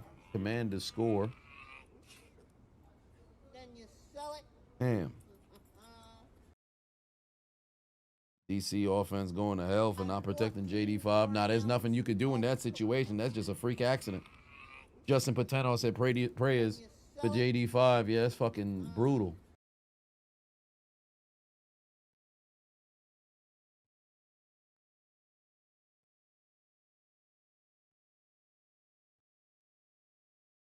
Yeah, it's horrible. It's horrible. And Washington, although they scored, they're going to drop down to 3-6 here. Because it's very difficult to envision a circumstance in which they can mess around and make a comeback in this situation. Mariota in at quarterback, but the Washington defense has been able to get stops here in the fourth quarter, but really wasn't anything that was substantial. No.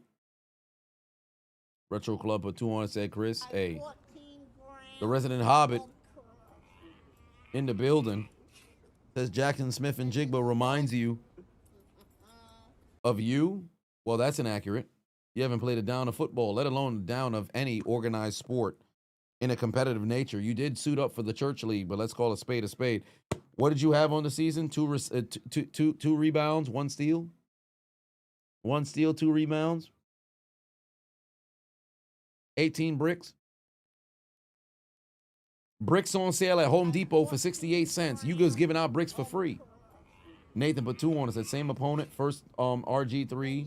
Now JD5. Brutal as fuck. Yeah, man. Tough. Yeah, it's tough. Like it's some you don't want to see. Injuries that truly is avoidable, if you will. He should have been off the field. He should have been off the field. Like, I know you want to go out there, you want to compete, but bro, you down by 31. This game is done. This game is done. Sam Darnold's not coming back out to the field. He's not coming back out. 14 grams. Darnold's not coming back out. It's about to be the backup for Seattle. You're going to have the reserves step in and get some reps in. This game is done. Retro Club put 2 on, said, what's a WWE dream match of mine? Faction versus faction. 4 Horsemen versus Evolution, but of course Flair would have to play the role for both groups. So if I had to separate, said groups, probably end up going 4 Horsemen.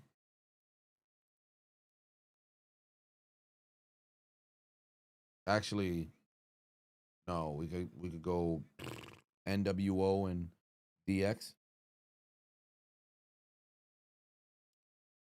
Pittsburgh back in prime time next week, taking on the Los Angeles Chargers. Last time I saw the Chargers versus the Steelers in prime time, it was an offensive shootout, if I remember correctly, with Big Ben trying to make a comeback, but they came up short. And then I remember seeing Devlin Hodges in prime time choke away what could have been a playoff berth. But every time it's the Pittsburgh Steelers versus the Los Angeles Chargers in prime time, it's always something. Please, God, defense next week. Good play.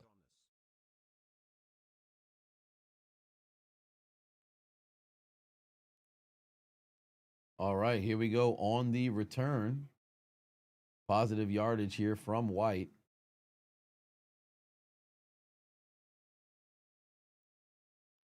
.707 on the clock.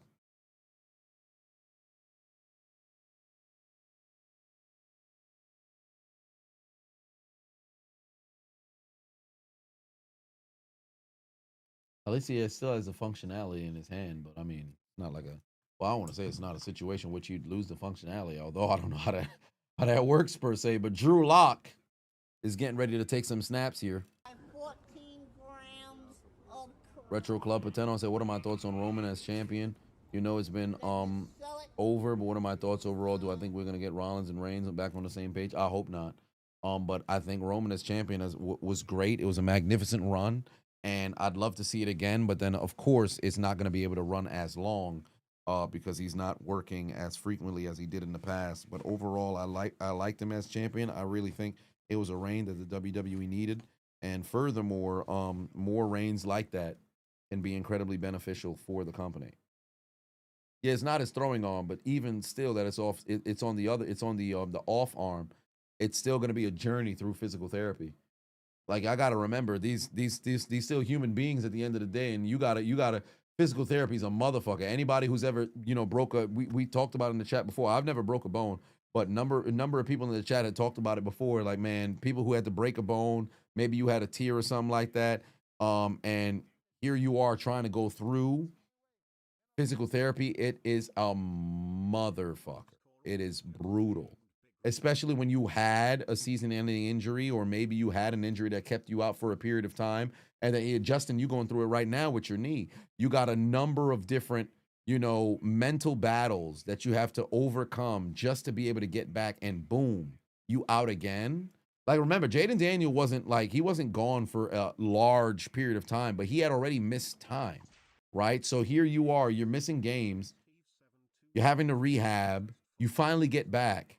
2 games after you get back, you gone again, this time for a potential long period of time. And for all intents and purposes, Jaden Daniels probably done for the season, unless Mariota's able to rally the team into a position to where, hey, they're contending for a playoff spot. Why even bring Daniels back? Like, most likely he going to be gone for at least, 2 months?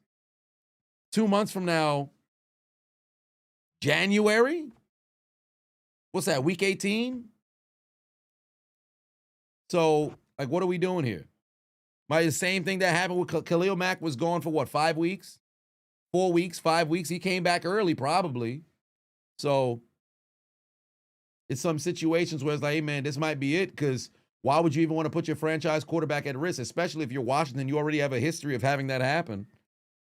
You're done. You're pretty much done. It's like, all right, the year done. Do I think that at some point Daniels will have to bulk up to avoid more injuries in the future? Yeah, he'll have to bulk up, but then he'll have to bulk up the right way. I think he should probably reach out to somebody like a Cam Newton, but Cam Newton was already fucking built like he was in a fucking lab, so it's a little bit difficult. But he'll definitely have to put on some size, because Jaden Daniels is maybe soaking wet. How tall is he? 6'5", so he's probably like 190 something. And I'm being generous here. Let me see here. Jaden Daniels. Weight. He's 210. He's 210, but how tall is he? He's 6'4", 210. You could have fooled me on the 210. You could have really fooled me on the 210. I do not believe he's 210. I do not believe he's 210. 2 inches taller, but 5 pounds lighter than Lamar. I do not believe it. I do not believe it. I think he's in the 190s. I don't believe he's not no damn 210. I believe he's in the 190s. They trying to catch somebody in the Genjutsu, and it's not going to be me. I'll tell you that right now. It ain't going to be me. So, soaking wet, I'll probably give him 195. So, he'll have to put on some weight, but it's just tough. Let's see, Cardinals upcoming schedule. They got the Cardinals. Seattle Seahawks upcoming schedule. You got the Cardinals at home, Rams, Titans, Vikings, Falcons, Colts. The next 2 games is actually going to be somewhat difficult, because you got fucking back-to-back divisional games. The game against the Rams is going to be essentially, which I believe should be for number 1 in the division. That's most likely going to be number 1 in the division. That game is going to be for that, right? So you can't afford to lose that one. But next week against Arizona, that's a divisional game.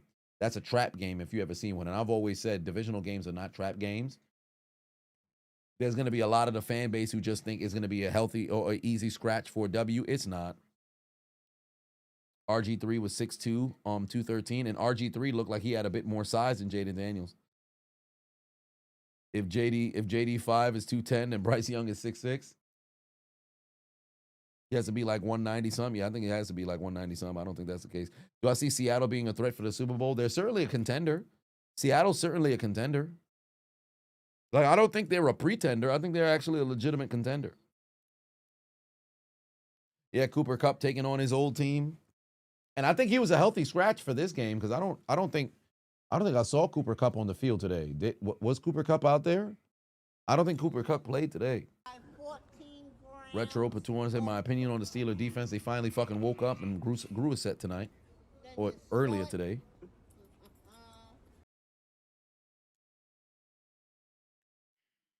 They said he got hurt Thursday or Friday. Well, there it is. Steelers better beat the Chargers next week. I know, Bronco fan, you cheering for that. Justin Patenon said that PT gonna be hell. As a guy worse, missing your left hand, you don't realize how much you use your non-dominant hand.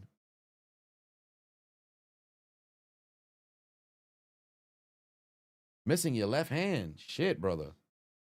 Golly, had to go through the ringer there, but yeah, it's tough. You need all of that. You need all of that. Who's this gentleman that they have? A get well soon, Keith. But yeah, you need all of that. Who do I think is going to be a team that fades out and misses the playoffs in the second half of the season? A team that fades out and misses the playoffs in the second half of the season. San Francisco.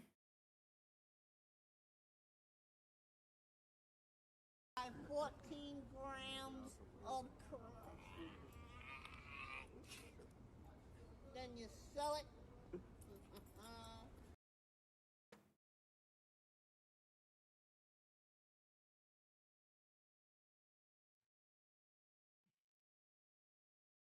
I don't want to say Jackson. San Francisco.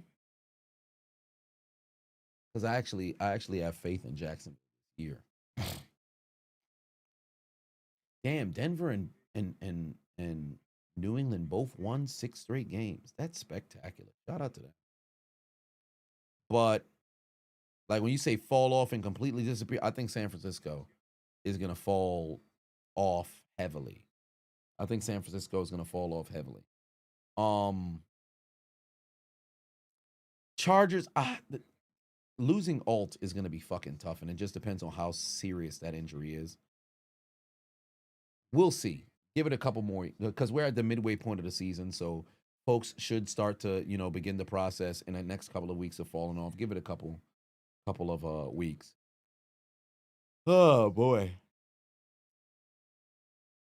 Yeah, it's wild. Yeah, it's been a very, very, very interesting couple weeks in football to start out this year. Packers, yeah, you have the injury there to Tucker Kraft and everybody. I still think they're a capable football team. Yep, that's pretty much it. And this game is over. Congratulations to the Seattle Seahawks. Oh, yeah, you saw McDonald come over and essentially say sorry about Jaden.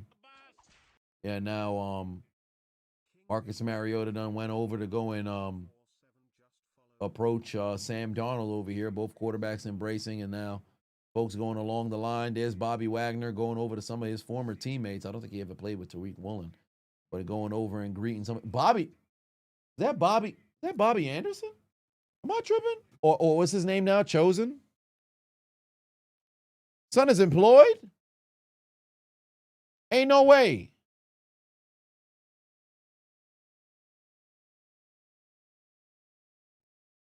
Is that Robbie Anderson? Who signed Robbie? Shit. I'll be damned. They ended up signing Robbie Anderson, old ass. He played a game this year. Son got 4 catches. Well, I'll be damned. They ended up signing Robbie Anderson. I'll never fucking forget during the pandemic. These motherfuckers is losing games. They in Carolina losing games. Mans went up to the camera and said, vote me for the Pro Bowl. You down by like 20-something. I'll never forget that. I will never forget that. Oh, my God, that shit was fucking hilarious. Oh, my God, that shit was fucking hilarious. And I'm glad the Panthers fans ripped him a new one. That shit was crazy. But nonetheless, congratulations to the Seahawks. They got the W, and they told the Commanders to take out their Metro card and get aboard the L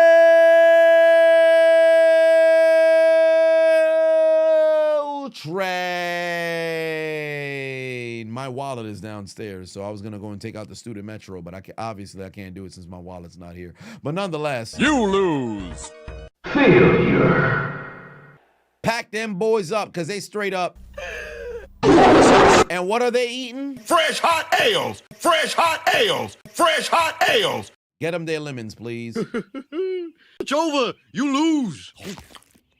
Pack them boys all the way up. Soup put 2 on, said Cowboys parlay versus the Cardinals. Can Dak go off?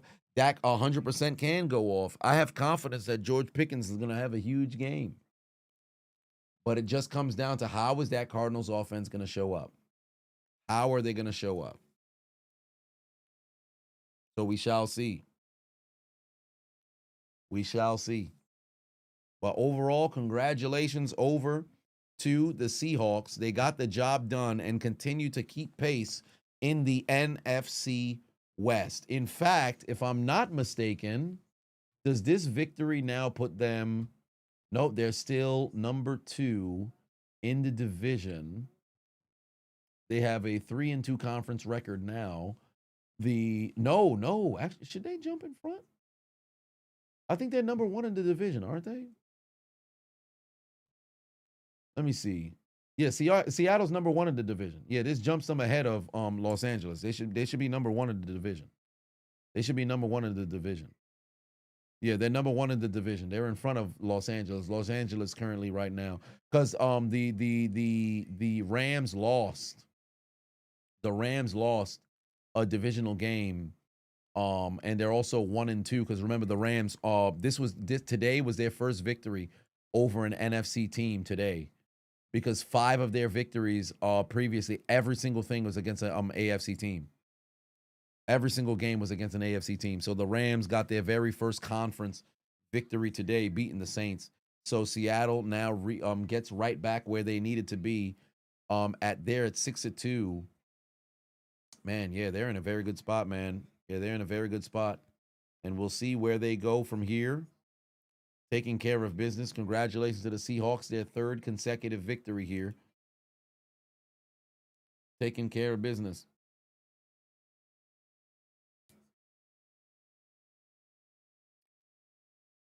Baby Bears. And anyway, I can do a dual stream when you're doing tree next week for the Steelers and Chargers.